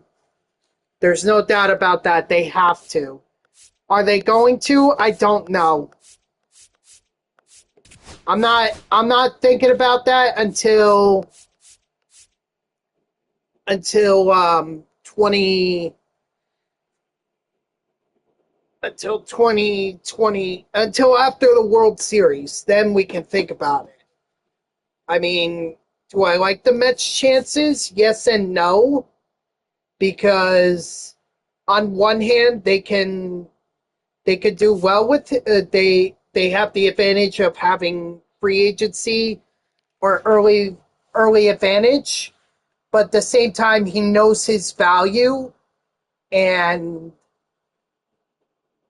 I think the fact that he put together a better year this year than he did last year means he's going to get paid more, and I don't know if the Mets are willing to pay that much.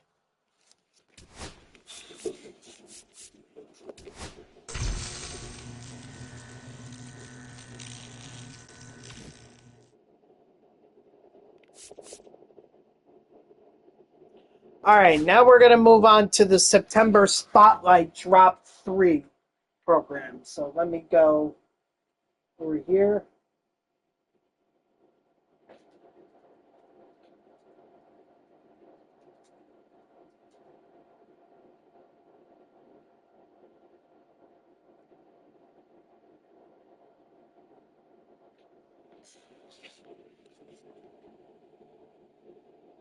All right, so what do I need to do here?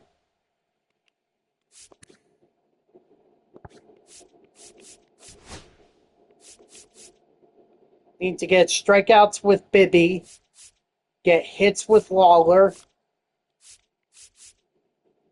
I don't have Canzone. Although I could do a just a moment and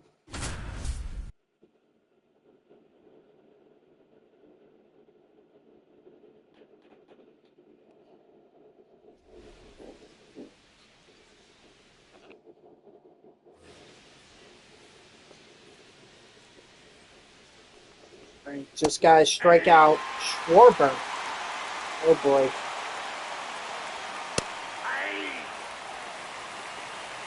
0-2 is the count. Strike 3, sit down. There we go.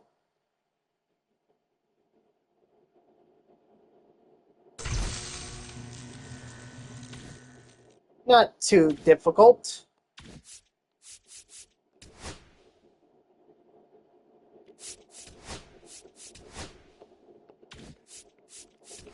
Alright, so let's see.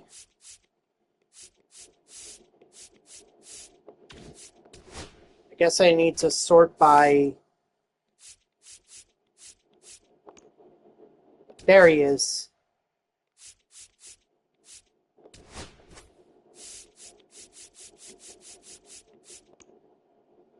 Nope, that's Marlins. That's Rangers. Oh, he's a right fielder. Okay.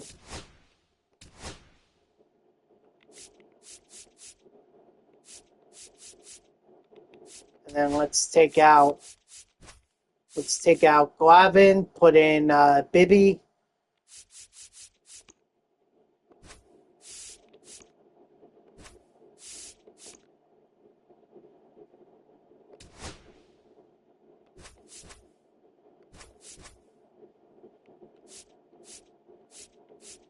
And then, all right, so Calzone, he'll be up here. Lawler.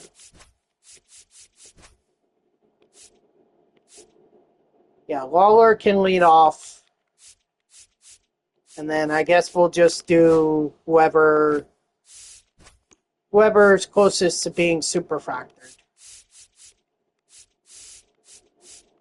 Like Riley Green here. Hey, couple home runs, gets him close.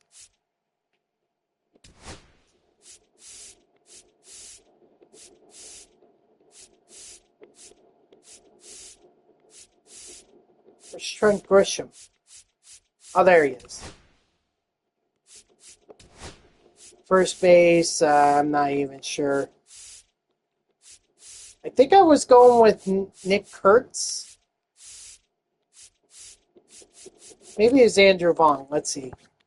2014. Yeah, I was going with Nick Kurtz, so go with him.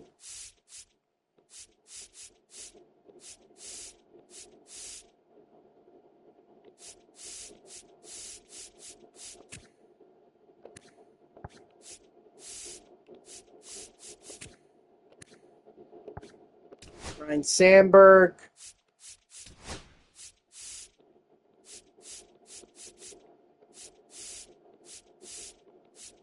Jeremy Pena. I mean, we could leave Alvarez in there. Yeah, let's leave Alvarez. I wish they would also sort this by what tier you put, or what tier they are in Parallel XP. Maybe I'll just do Christian Yelich, since it seems like he's the closest.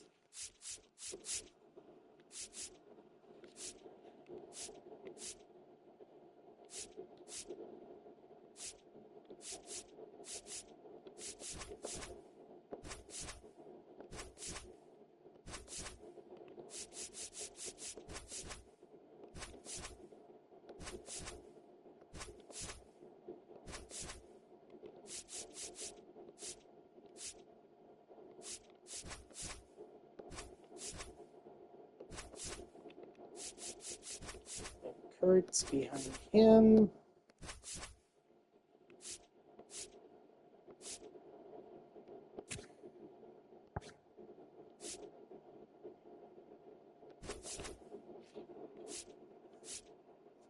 All right, very good.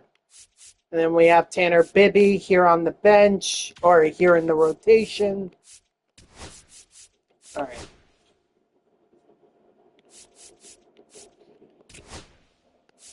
Actually, we're going to play at Coors Field this time. Yeah, we'll play at Coors Field.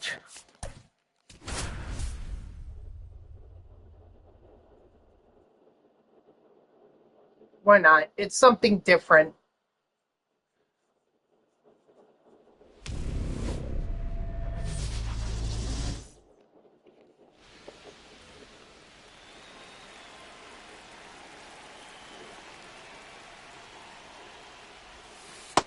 All one.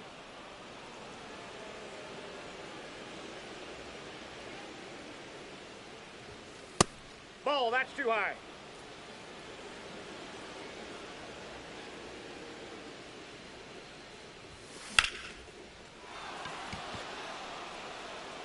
No, that's bad.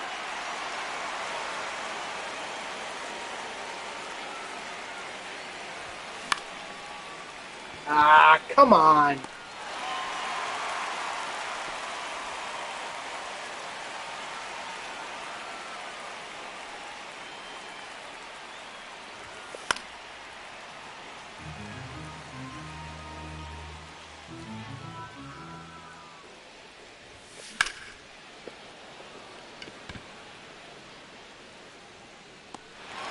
What? Oh my gosh, that looks so good.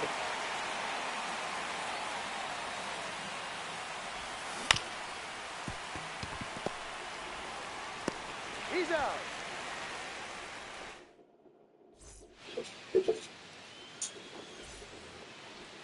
All right, well, should at least try to get, some XP with Bibby.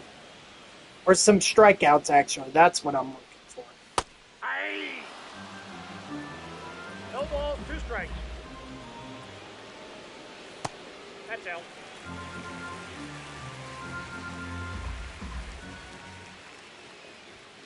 Strike 3, sit down.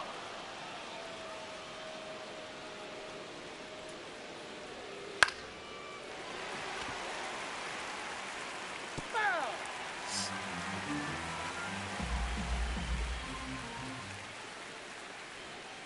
Hey, 2. 0-2 is the count. 3. Strike 3, sit down. All right, so already 2 strikeouts for Bibby. Aye. That's good.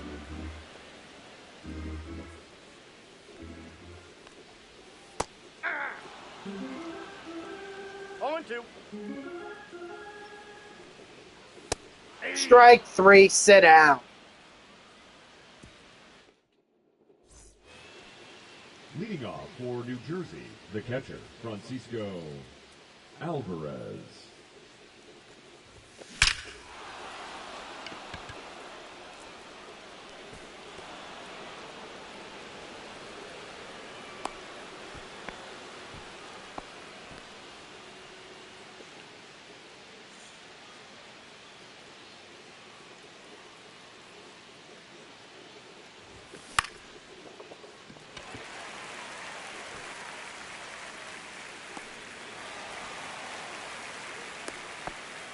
Trying my hardest for you, Riley Green, but you got to help yourself out. 1-0.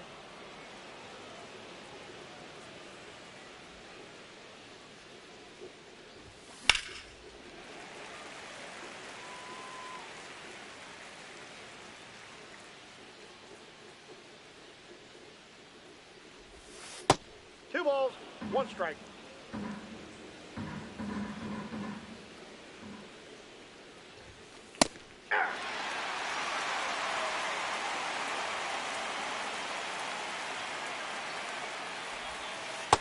Three balls, two strikes.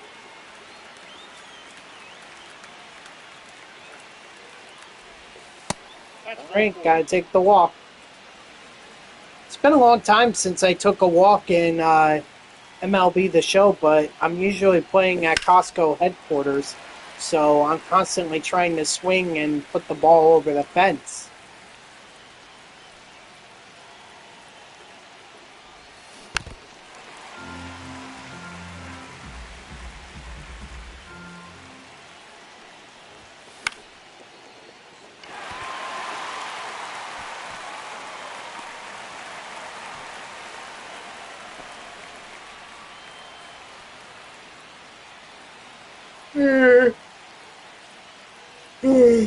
Ugh, excuse me.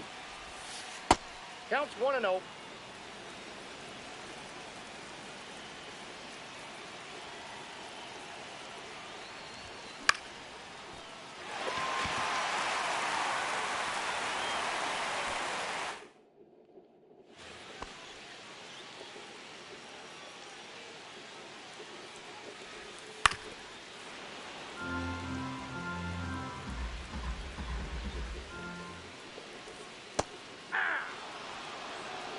No balls, two strikes. I do not want to spend another stream trying to get this done.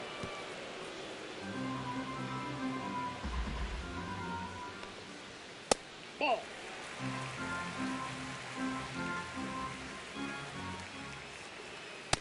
Ball.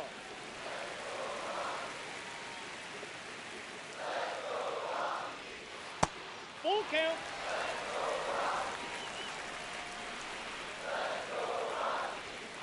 Strike three, sit down.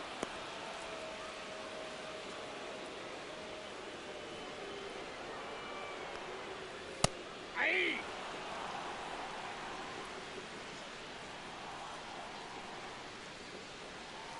Aye. No balls, two strikes. Ball, inside.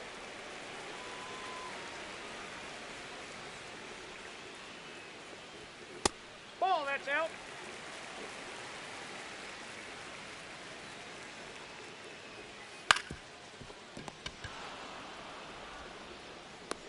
Got him. Batting sixth, the first baseman, Michael Solia. Sorry, my sister is texting the group probably from their vacation in the Adirondacks in upstate New York. 0-2 is the count. 3. Strike three, sit down. Leading off for the Wolves, the center fielder, Trent Grisham.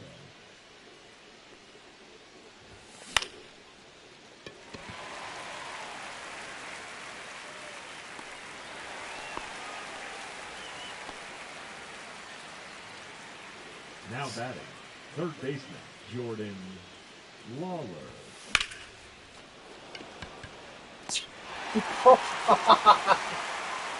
Oh my gosh.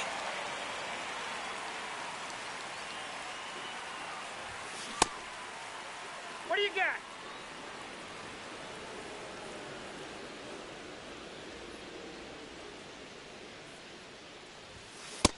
Ball, that's in.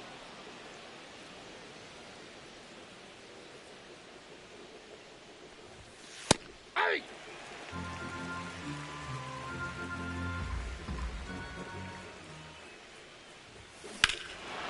Oh, sure. Canzone's gonna get on the board for us. About damn time. At least somebody did.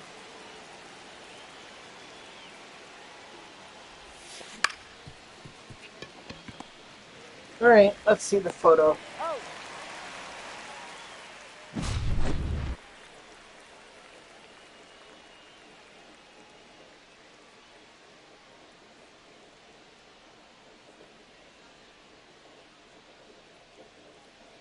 Oh, so Shane McClanahan is actually Leading off for the he's got arbitration for 2026. I mean, look, if I were the Mets, that would be a name I would pursue.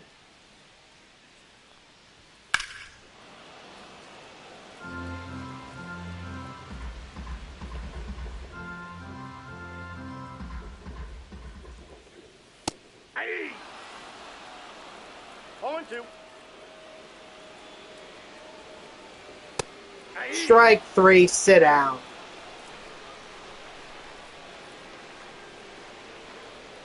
I mean, he's got a couple years of arbitration, so... Aye.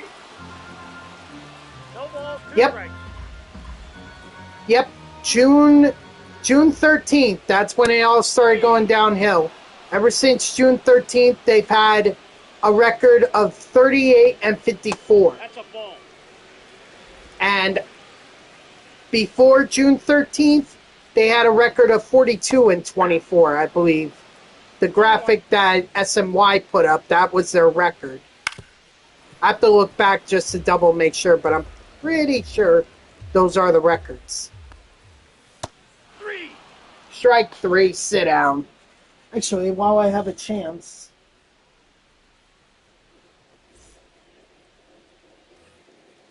Leading off for New Jersey, the catcher, Francisco Alvarez. Hold on.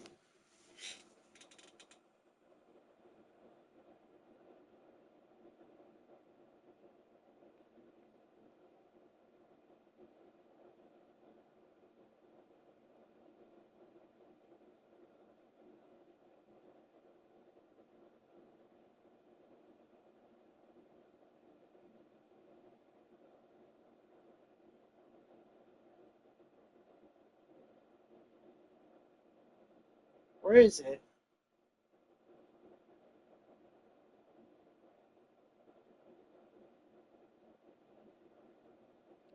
Huh.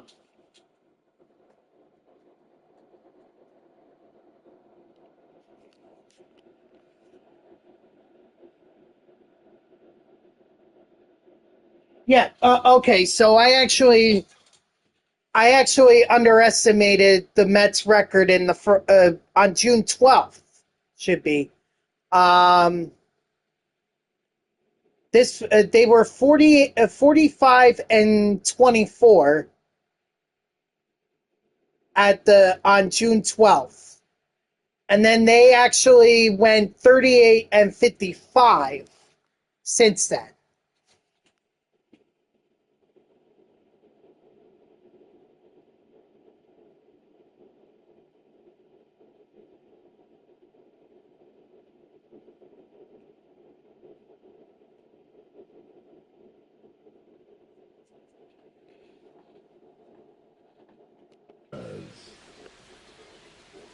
But yep, that pretty much summarizes the Mets.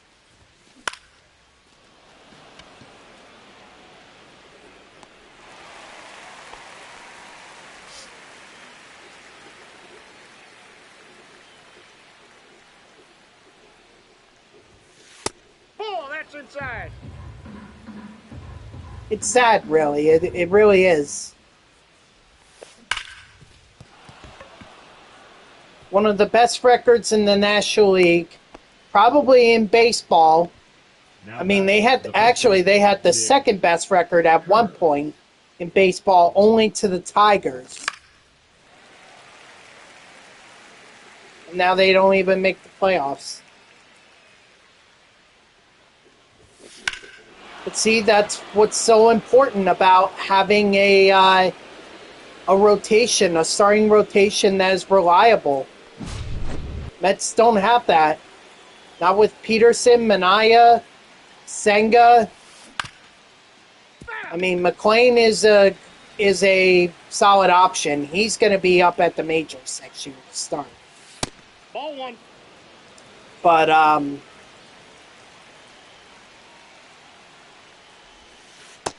2 balls, 1 strike. the Clay Holmes didn't help. I mean, back end of the rotation kind of guy. Can't even get through three times through the batting order.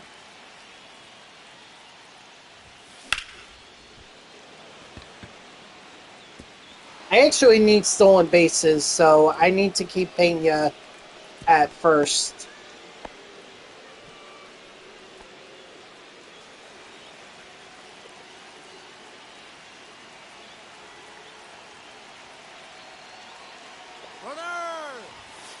Hey! 0-1's the count.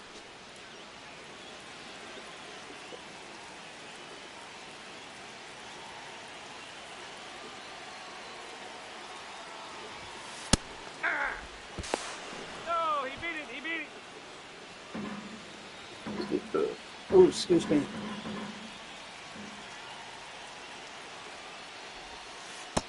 Ball one. So, yeah, it's very disappointing, Peach. Very disappointing. Ball. 2 balls, 2 strikes.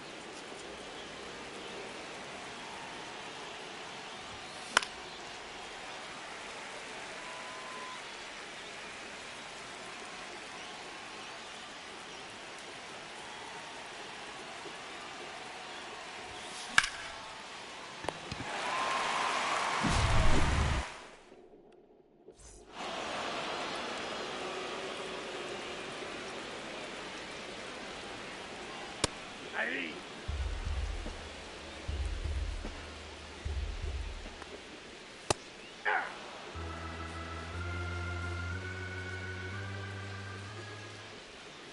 Ball, that's out.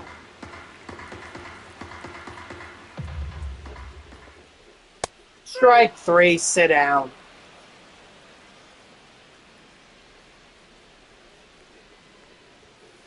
Hey! 0-1.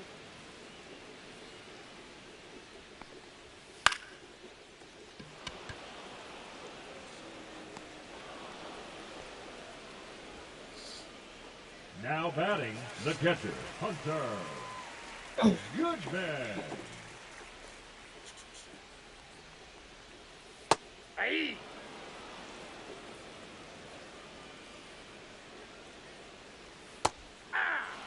So anyone got any dark horses for who could really shake up the playoffs? I know it's crazy, but I may actually put the Reds as my dark horse. I mean, they fought to get into the playoffs, and they have solid pitching. They really do. You know, they could get on a hot streak, Foul ball. and then all of a sudden they can make a serious run. Hey! So I think if anything, the Reds are my Three! dark horse team. Guardians. Okay, you know that. Hey, they no hit the Mets Foul ball. for 8 1/3 innings. So they could be a sneaky good team.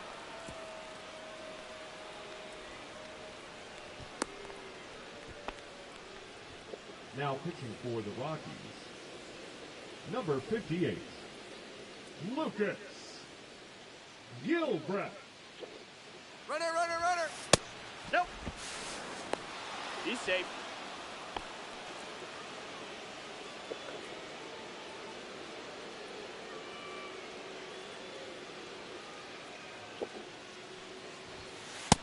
That's ball 2. No, he's safe. Another team I think could be a dark horse, the Boston Red Sox. And that's not just because I'm rooting for them. I mean, they really could be something special. Catch a lot of people off sort. I mean, look, a lot of people thought when they traded Devers that they were rebuilding, but they got in the playoffs. Ball 1, no strike. You know, Red Sox may be an interesting team. And it's not like the Red Sox haven't beaten the Yankees 1 ball, 1 in strike. the playoffs before.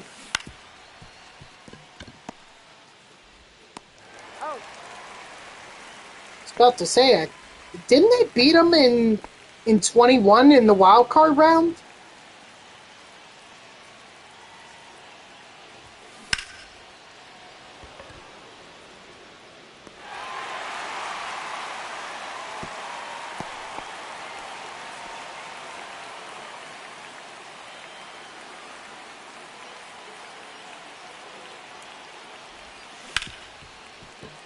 So I think it was only one game between them, and that's prior to 2022. That's what I remember. That's outside. I know it was at Fenway Park. Aye. Actually, no, maybe I'm wrong. Maybe the Yankees beat the Red Sox. 1 ball, 2 strikes. Strike 3, sit down.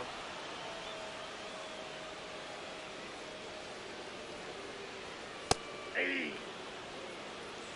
Ball 1's the count.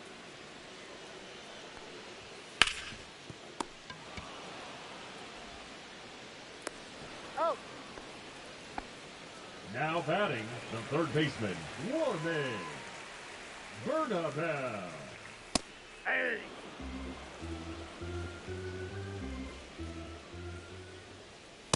Aye.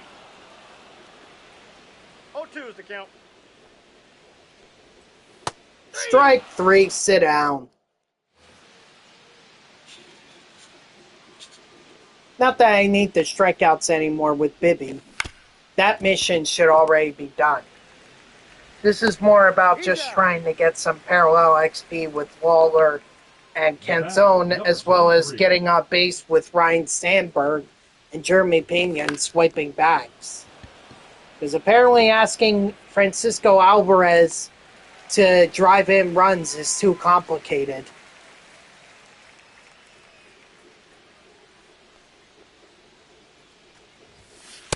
Nope. That's actually another thing. Francisco Alvarez, I mean, I feel like I pick on him a lot, but here's the thing. You know the old saying, fool me once, shame on you, fool me twice, shame on me? I mean, that is not the first time that Francisco Alvarez has been fooled by a breaking pitch that was outside the zone. Like way outside, like over to his opposite end, and he chased it.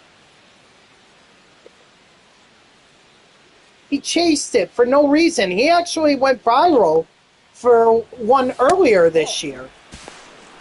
I got a ball, 1 strike. And it's like, how many more times are you going to get fooled by that before you actually address the issue? If you're that undisciplined, then you need more time in the batting practice. Like, take breaking pitches that go from right to left.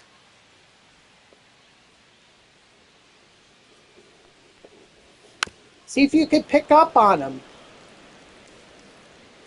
Don't swing like you have a freaking oar in your hands. You don't. You have a bat that just covers the plate. That's a ball. If everyone had a freaking oar, there might be a few more hits in the MLB.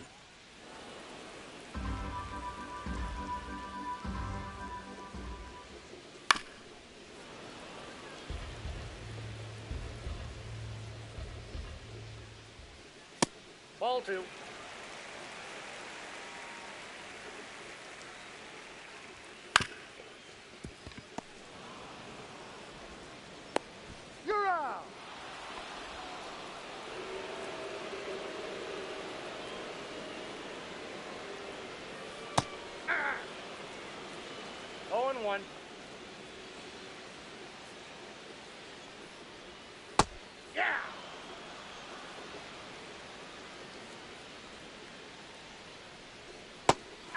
Strike 3, sit down.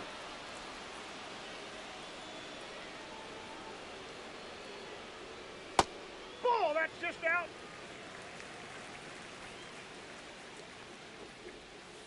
Hey! 1-1. Hey! 1 ball, 2 strikes.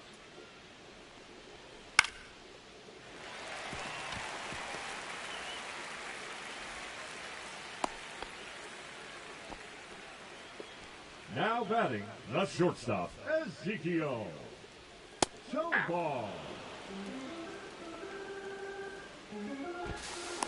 Safe, he's in.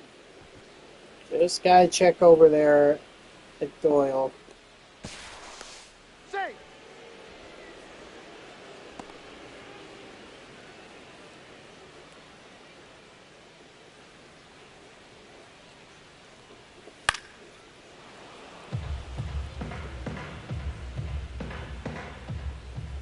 Strike 3, sit down. Now pitching for the Rockies. Number 0, Jaden Hill. Foul ball.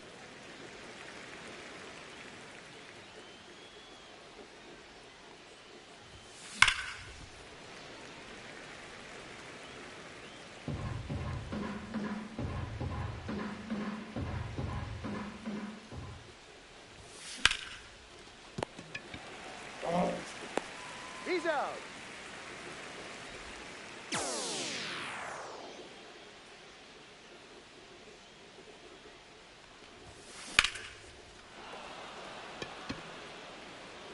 Nope, that's foul. Foul? I need to see that. Hold on.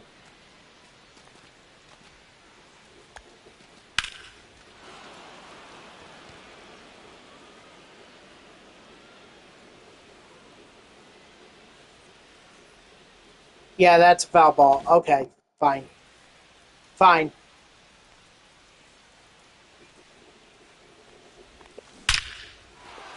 At least I'm gonna get a double out of this, so even if it was fair, I still would have gotten the double.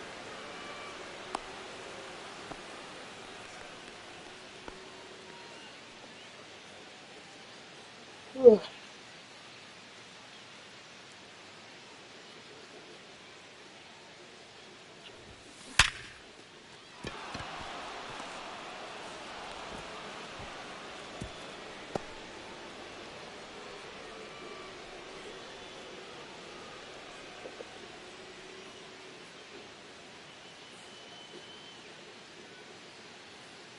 Runner, runner, runner! Ah! 0-1's the count.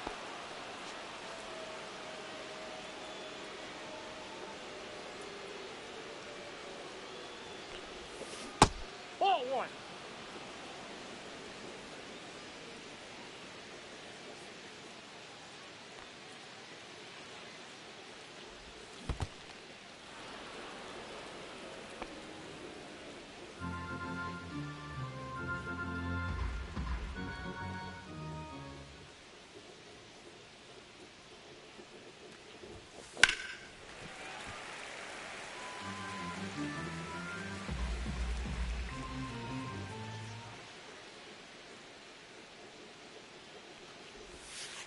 Three and 2.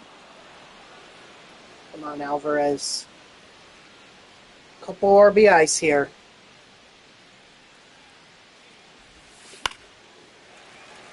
Yeah, I know that was ball 4, but I really have to think about, like, do I want to get this mission done, or would I rather have Alvarez on base? And the option and the choice is C, none of the above. Riley Green. I was just complaining about Francisco Alvarez in real life not chasing pitches that were well outside the zone. And what am I doing with him on those last 2 pitches? I'm chasing. I'm chasing the very pitches that he's chased. Excuse me. Hey! I am a hypocrite. Aye. Although I No balls, one strike. chose to chase some of them because I was trying to get 3. the RBI missions done.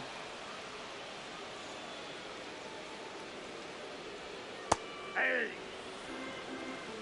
0-1. Aye. 2. 0-2. Ball, that's outside.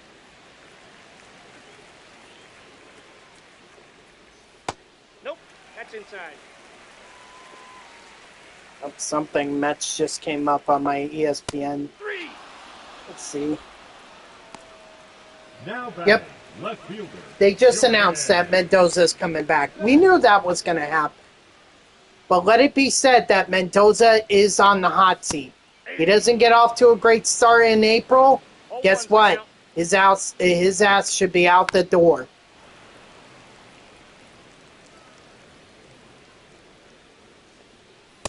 Strike 3, sit down. Now pitching for the Rockies, number 54, Seth Halverson.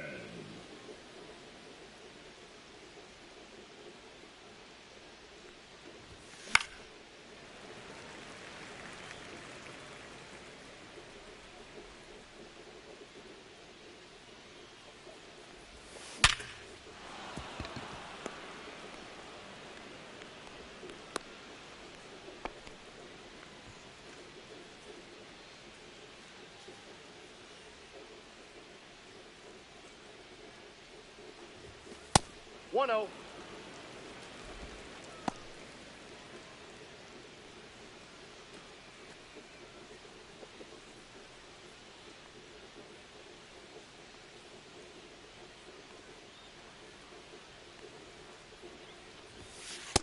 That's in. Ball 2.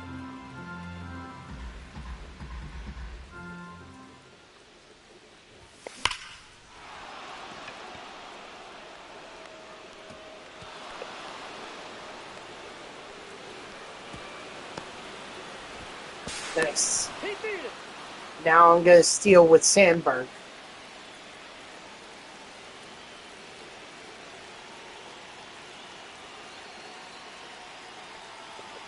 Runner, runner, runner.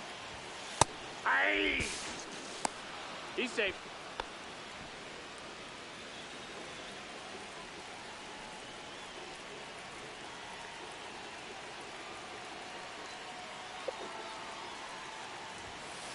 Hey!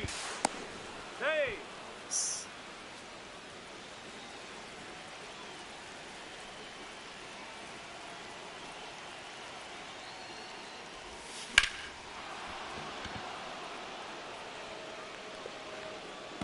Nope, I'm just going to say it first because I'm going to make sure that I don't have any stolen bases left over.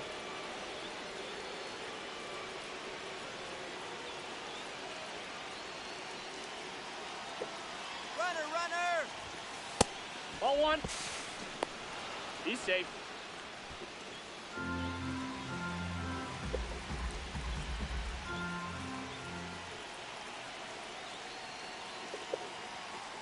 Uh-oh. Yeah, I had to do that. Pena got off to such a slow start. I just didn't think he was going to be safe. Now pitching for the Rockies, number 57, Angel. Well, hopefully between him and Sandberg, hopefully they both have enough for that one mission. I guess we'll wait and see.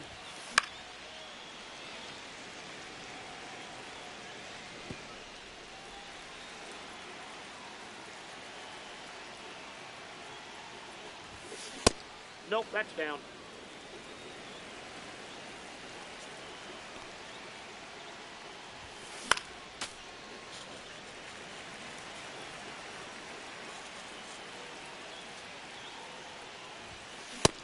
Nope.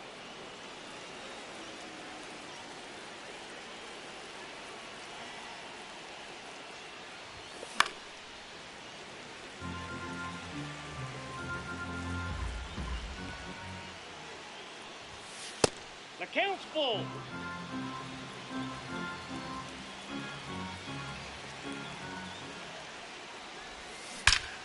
Nice, Canzone. Was that like his second home run of the day?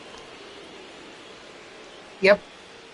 I think I need to hit like 3 with him. But I don't know if I'm going to get another at-bat with him. I'm going to need some kind of a run in the 8th and 9th inning to make that happen. Now pitching for the Rockies, number 44, Jimmy Turgis. Oh, now you want to get an RBI, Alvarez? When no one's on base? Sure.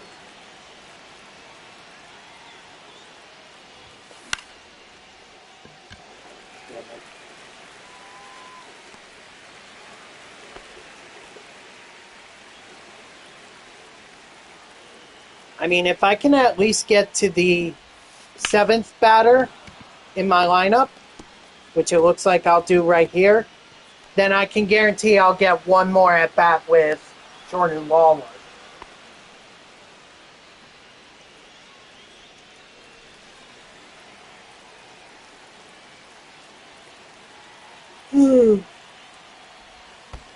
Yeah. 0-1. Of course, if I really want to get one more at bat with Canzone, possibly hit his 3rd home run of the game, That's a ball. then I should try and get a hit with Ryan Sandberg here.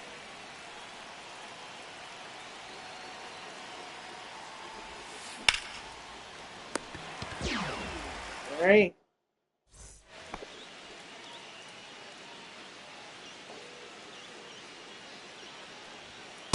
Hey! 0-1's the count. Inside, ball 1.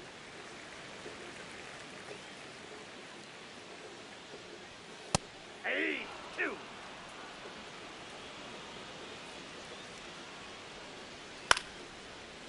Ugh.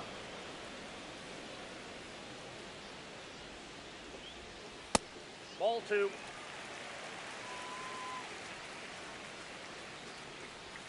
Strike 3, sit down.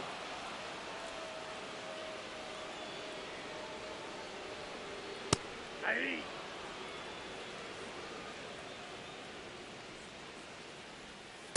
Hey. 0-2 is the count.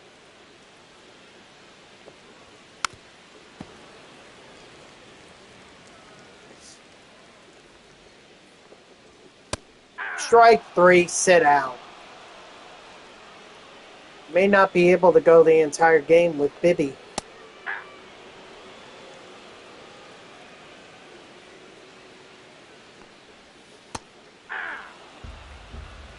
No balls, 2 strikes. Strike 3, sit down.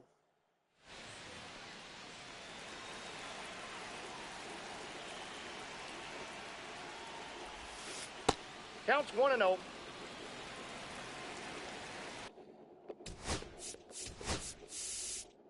Let's see, Lawler has 2, Pena has 5, Sandberg has 2, and Yelich has 1. So that's 7 stolen bases right there between Pena and Sandberg. Outside. So I should have the mission done. But just in case, for some reason, I don't. The center fielder, number 12, Trent Grisham. I'll swipe it back with Pena just to be on the safe side. Runner, he's going. He's safe.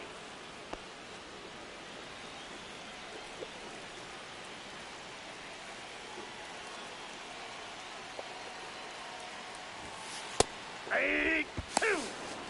Hey, he beat it out.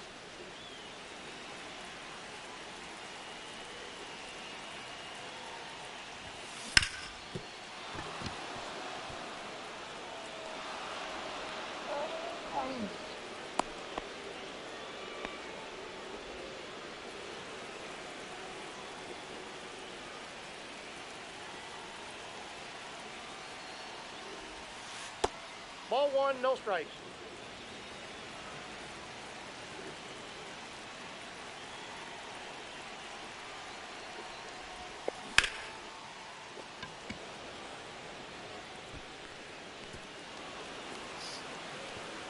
Go ahead, Lawler. You get your triple. Now batting, the right fielder, Dominic Canzone, you get the home run. Now Third home run so we can have that mission done. number 38. Bear in mind, Victor. now I need more program stars because I did that one in order to get Canzone. So I need even more of these done.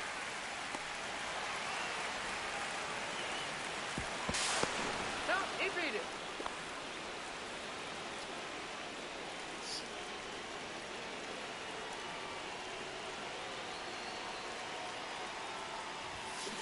Aye. 0-1.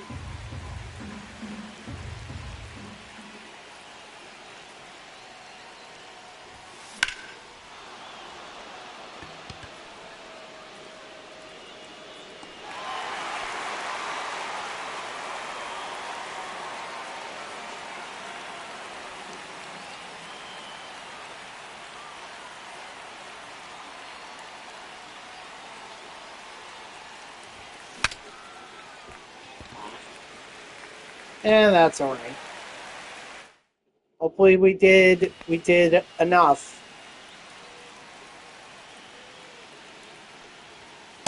I know Alvarez got 1 RBI, but is that enough for me to complete that mission? Does Canzone have... Ball that's outside. Does he get some... Does he have enough parallel XP to get his mission done? His parallel XP mission. I mean, he had 2 home runs, so that's 200 XP right there. Or parallel XP anyway. So many unknowns. If I could just be patient. Strike 3, sit down. Just get through this inning and then we'll go from there.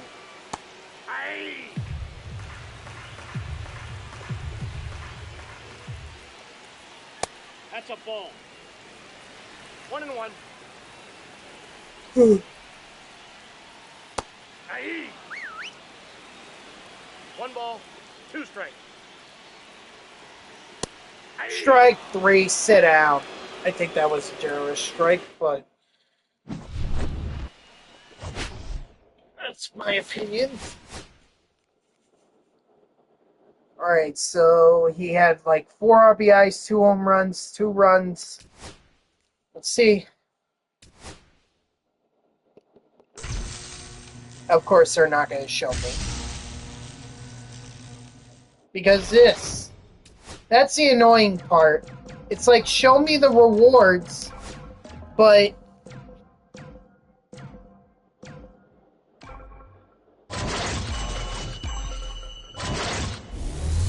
show me the rewards.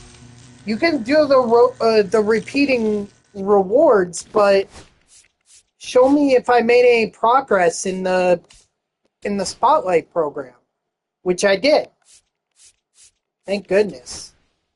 Yeah, I didn't get enough RBIs with catchers, but I got these 2 missions done, so that helped. Alright.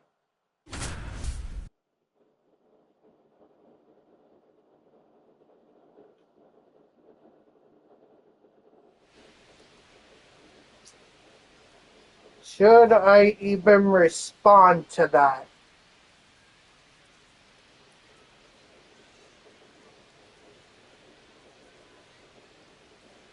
Just remember, I want you to remember, Shawno, who beat the Phillies in the playoffs last year. The Mets did. So just remember that.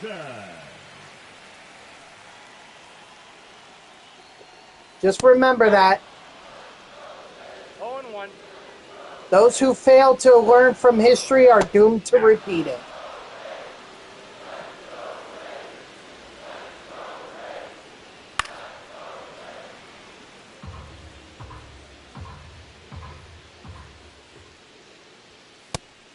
Strike 3, sit out.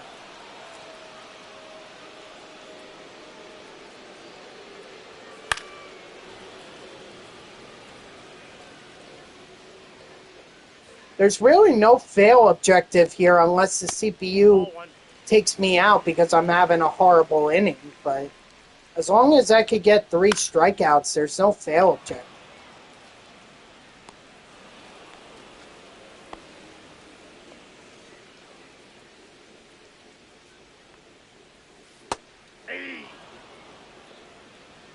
Yeah, a man that almost had a 40-40 season. And at least he's sticking around.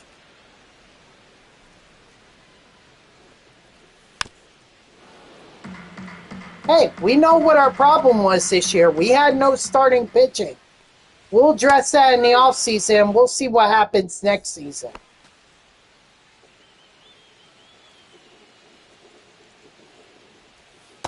Hey!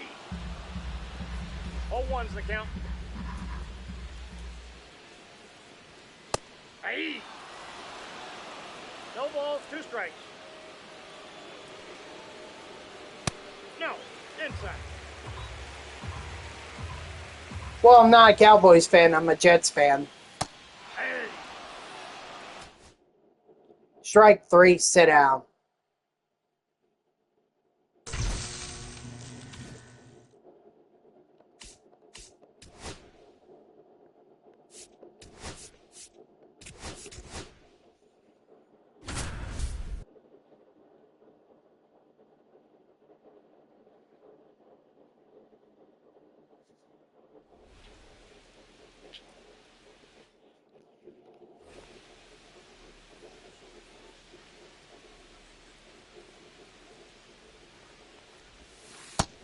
That's a ball.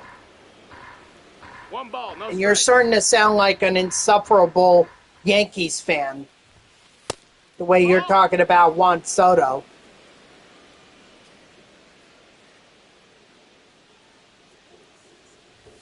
Just reminding you.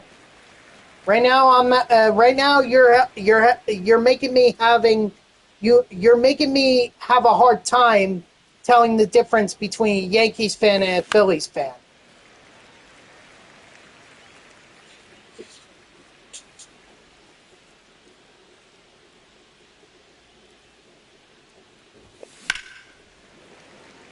Which, by the way, I'm not rooting for either team. I think the team that I'm rooting for is the Red Sox, so...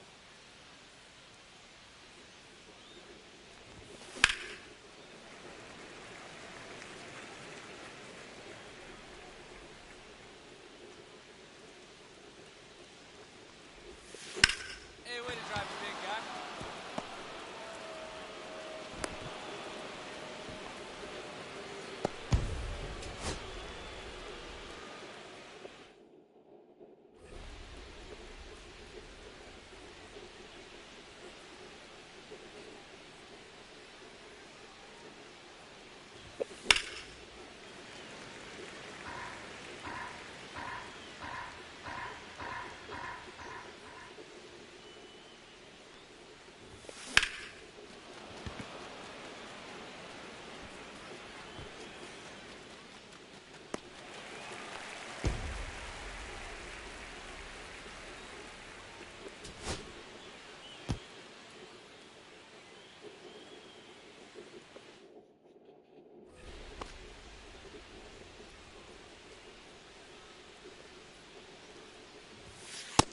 Ball.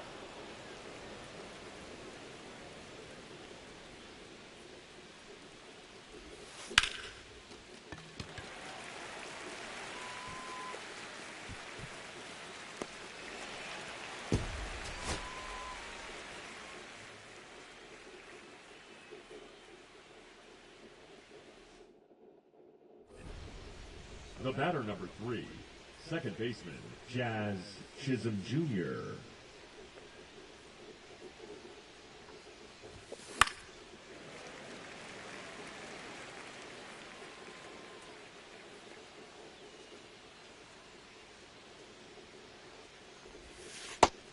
1-1.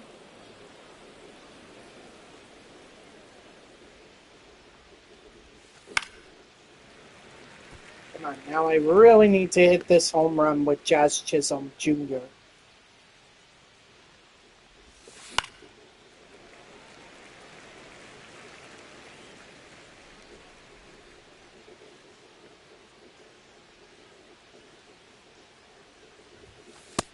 Ball. 2-2.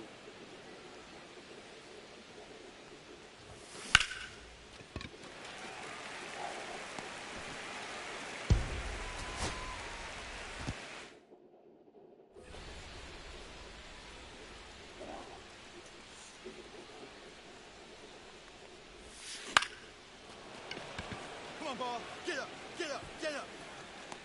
I was hoping that would have hit the netting. Dang.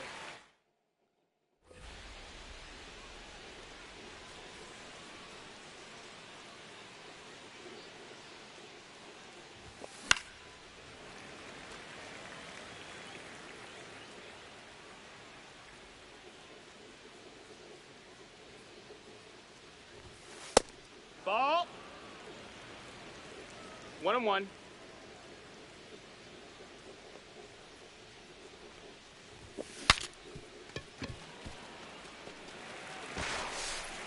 I think the bat went just as far, if not farther, than the ball did.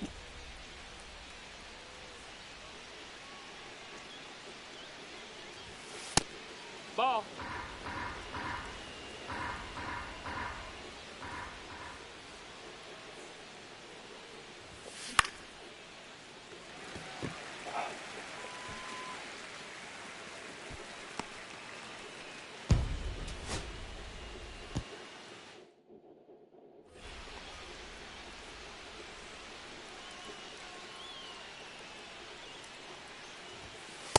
One zero.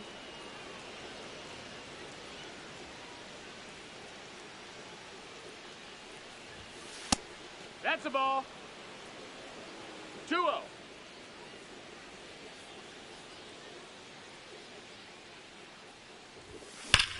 Get down, get down. Of course not. I mean, I could try, but he's only got 67 speed, so...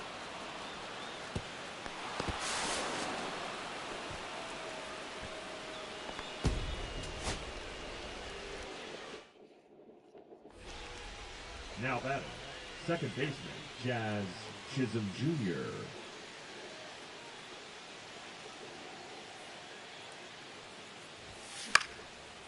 Oh, come on! How freaking hard is it to get this home run with Jazz Chisholm Jr.? We were playing at Yankee Stadium, it might be different.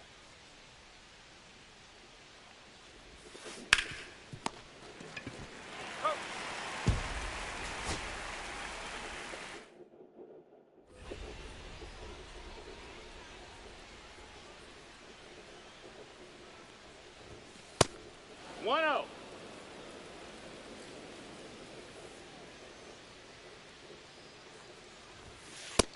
No, that's down. Ball.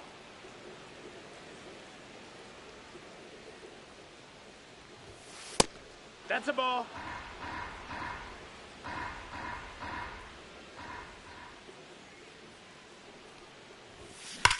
Ah, you got Nope. that one. Oh.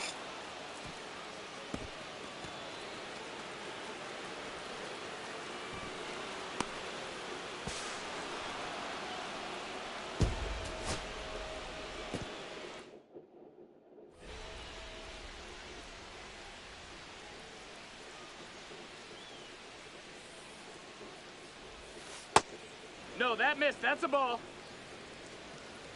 1-0.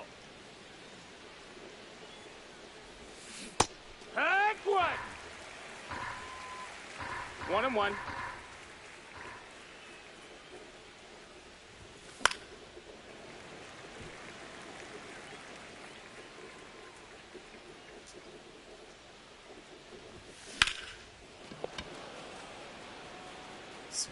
That's the best hit ball I've had all day.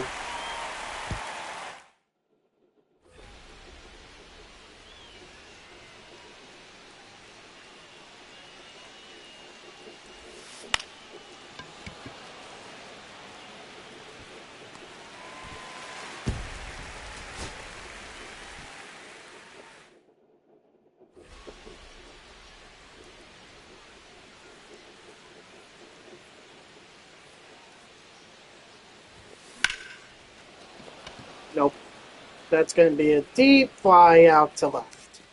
Even if the walls were in, it wouldn't have mattered.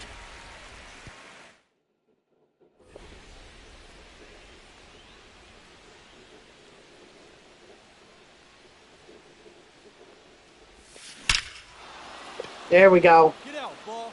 Come on, get out, get out. Thank you, finally. Starting to wonder if I was ever going to complete that moment.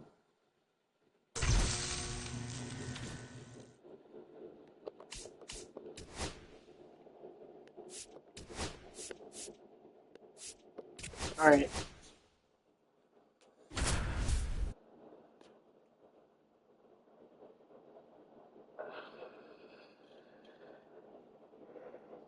Just gotta pitch 1 inning. And no runs allowed for Clayton Kershaw.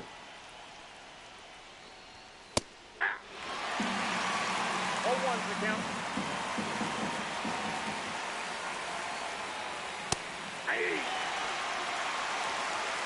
No ball, 2 strikes.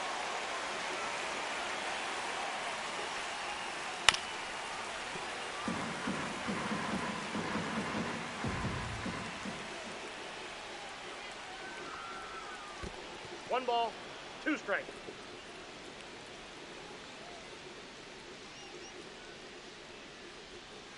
One.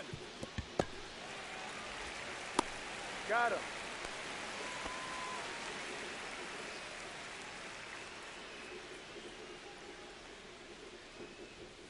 Yeah!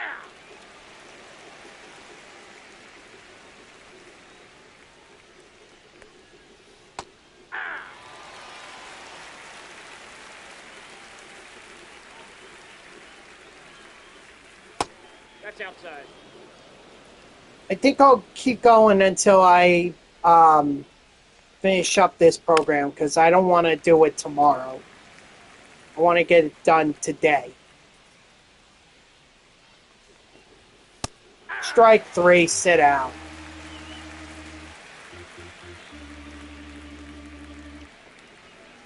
Hey!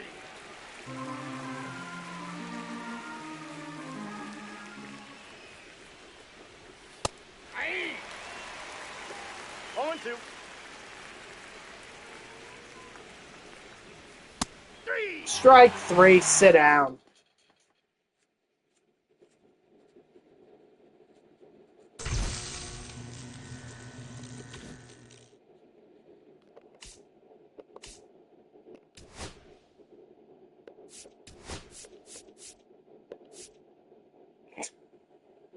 Of course, they're gonna make me do this moment. Oh God.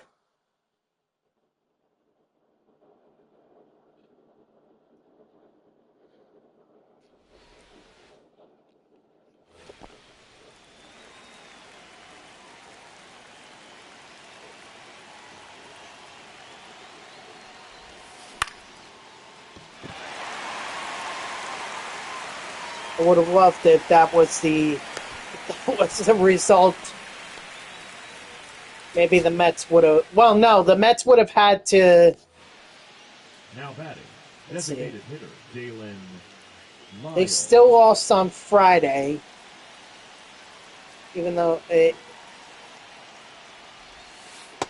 Outside, that's a ball. they won this game. This game from the moment that I'm playing right now.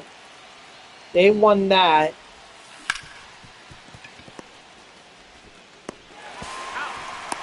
No, he's in. You know what? I don't think it would have made a difference because the Mets still finished tied. Well, no, actually,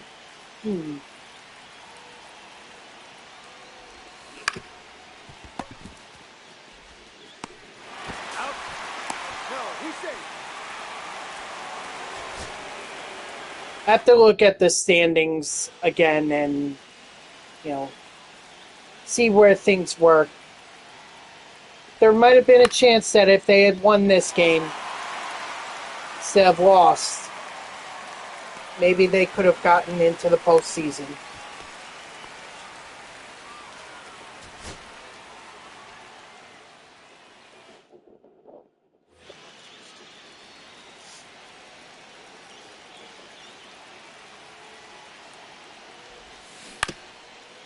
That ball's foul.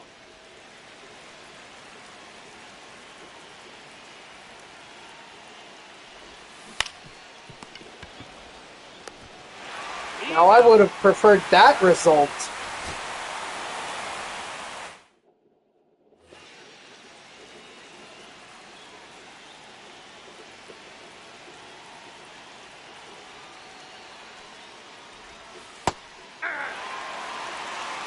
Or double play to end the inning, and maybe the Mets could have gone on to win the game. That's not what we got.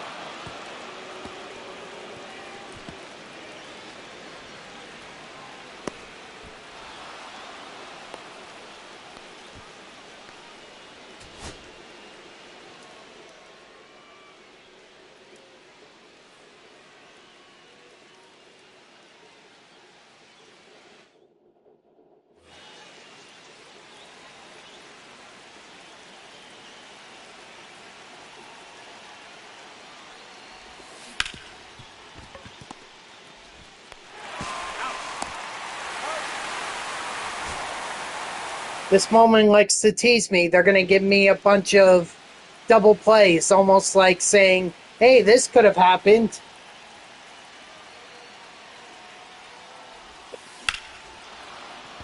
No ball. Stay up.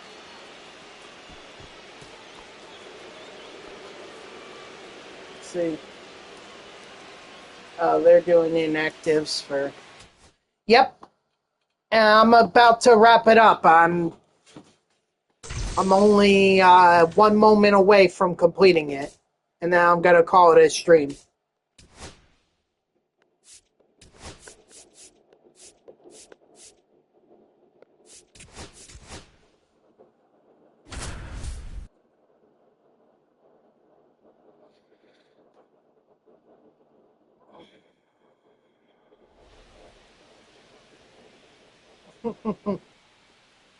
Well, I try to be. I try to be further ahead. Because then I can get this program done quicker. And actually, technically speaking, all I would have really needed was a conquest game, and that probably would have done it. But hey, it's more fun to do the moments. Okay, so then don't worry about it. Don't stress yourself. The Spotlight series will still be there.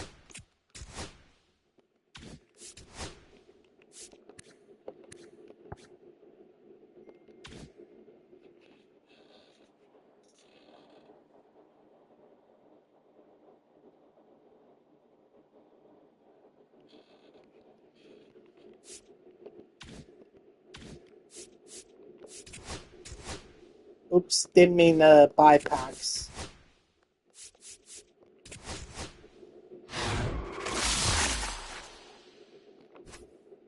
Emmett Sheehan. Okay.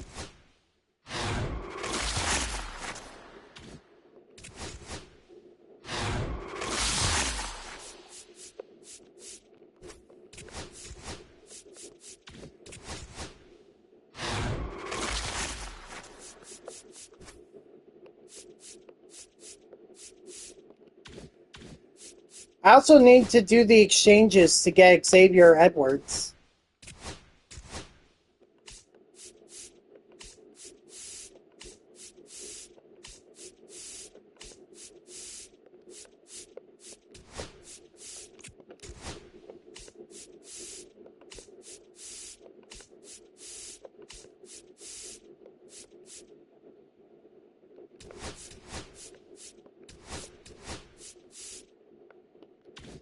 Yeah, exactly. Exactly. Just, it will, the Spotlight program is always going to be there. You're going to have plenty of time, and then when you get better, hey, you never know, the postseason program will probably be out.